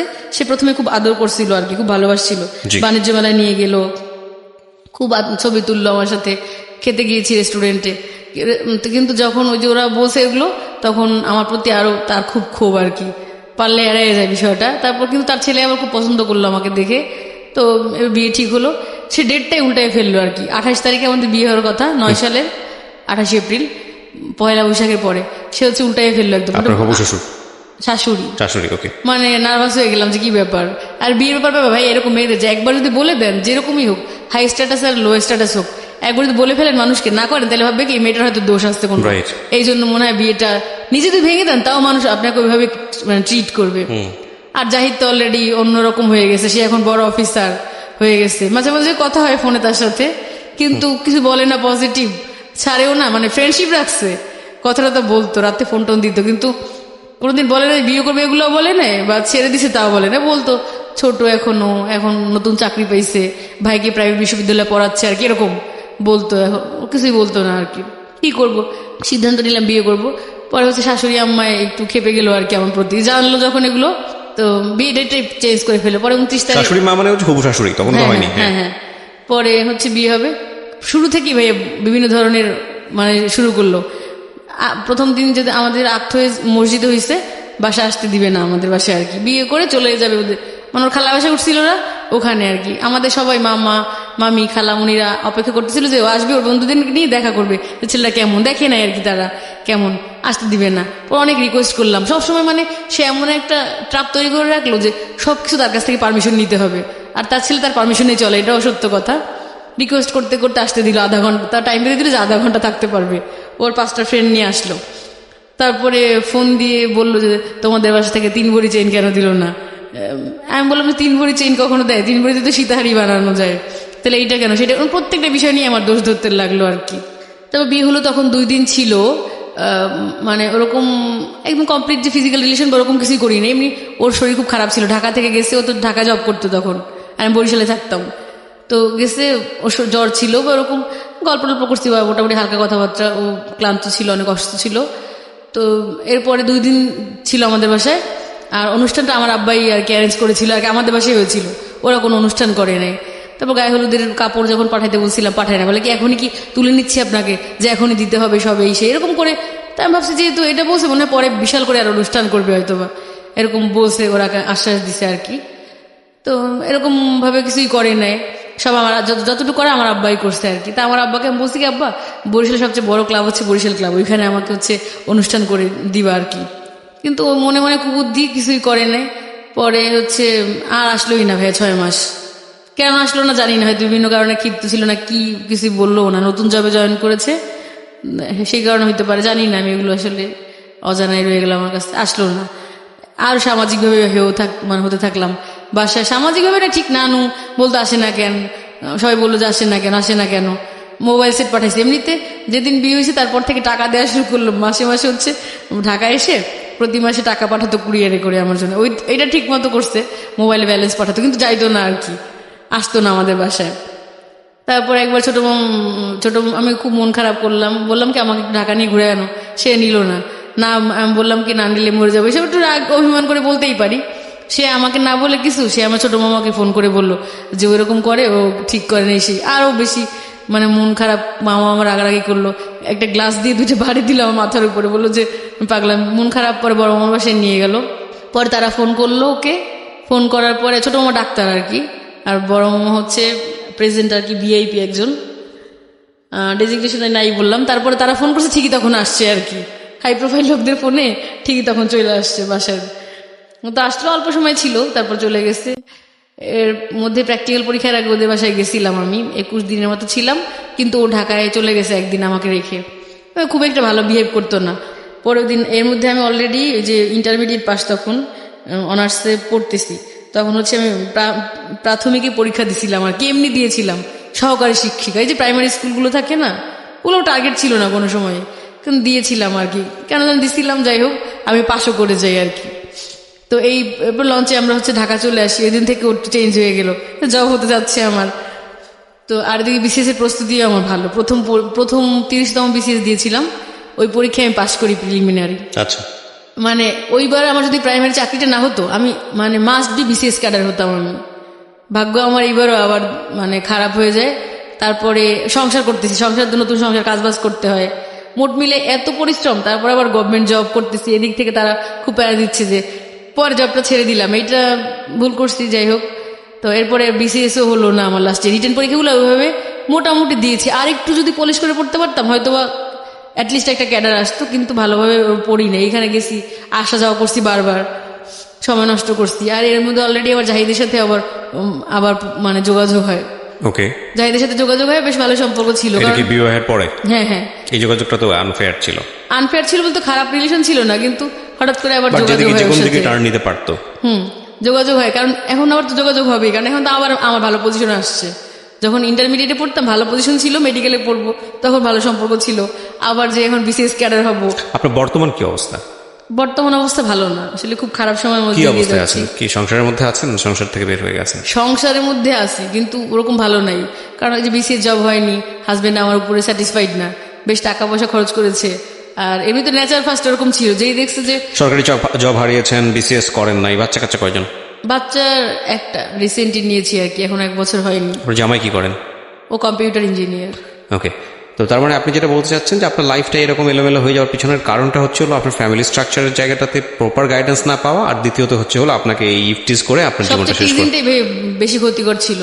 একটা জিনিস খেয়াল রাখা জরুরি প্রিয় শ্রোতা, আজকের এই গল্পে তেমন অর্থে তেমন কিছুই নাই, মানে সেরকম অর্থে আপস অ্যান্ড ডাউন নাই। মেসেজ বলতে গেলে একটা গুরুত্বপূর্ণ মেসেজ আছে, সেটাও খুঁজতে হবে খুব ভিতরে গিয়ে। ওনার বলার ধরনের জায়গা থেকে কন্টিনিউয়াসলি মনোযোগ রাখাটাও খুব মুশকিল। তারপরেও আমরা এই গল্পটা বলার সুযোগ দিয়েছি একটা বিশেষ জায়গাটা থেকে, সেটা হচ্ছে আমাদের সমাজে প্রতিনিয়ত এইরকম ঘটনা ঘটে। কি ছেলে কি মেয়ে আমরা বুঝে না বুঝে এই টিজগুলো করি, এবং এই টিজটা কখনো কখনো একটা মানুষকে সুইসাইডের দিকেও নিয়ে যেতে পারে, কতটা বিকলাঙ্গ করে দেয়। দেখুন, একটা মানুষের জীবনের স্বপ্ন, সাধনা, লক্ষ্য সমস্ত কিছু থেকেই সরে আসতে হয়েছে আজকের এই জীবন গল্প শুনে আমরা যেটা বুঝতে পারছি। সুতরাং এই টিজ কতটা ভয়ানক, কতটা মারাত্মক হতে পারে। যারা করছেন তারা একটা জিনিস চিন্তা করে দেখুন, আপনি যখন এই টিজটা করেন তখন আপনার নিশ্চয়ই উদ্দেশ্য থাকে না এই মানুষের জীবনটা ধ্বংস হয়ে যায়, কিন্তু ওই মানুষটার জীবনটা ধ্বংস হয়ে যাচ্ছে আপনার এই ইফটিজের কারণে।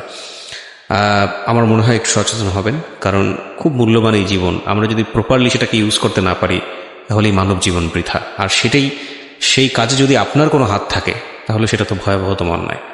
যাই হোক, আজকের মতো আমরা এই জীবন গল্প শেষ করছি প্রিয় শ্রোতা। সবসময় যে কথাটি বলতে চাই যে নিজে ভালো থাকার জন্য অন্যের ভালো রাখাটা প্রয়োজন। আমরা সবাই কোনো না কোনো ভুল করছি, জেনে করছি, না জেনে করছি। না জেনের ভুলটা হয়তো মেনে নেওয়া যায়, সেটা কোনো হাত থাকে না, কিন্তু জেনে ভুল করাটা অন্যায়, এবং সেটার শাস্তি কিন্তু ভয়াবহ। পৃথিবীতে কেউ শাস্তি না দিক, উপরওয়ালা কিন্তু একজন দেখছেন। অনেক বেশি ভালো থাকুন।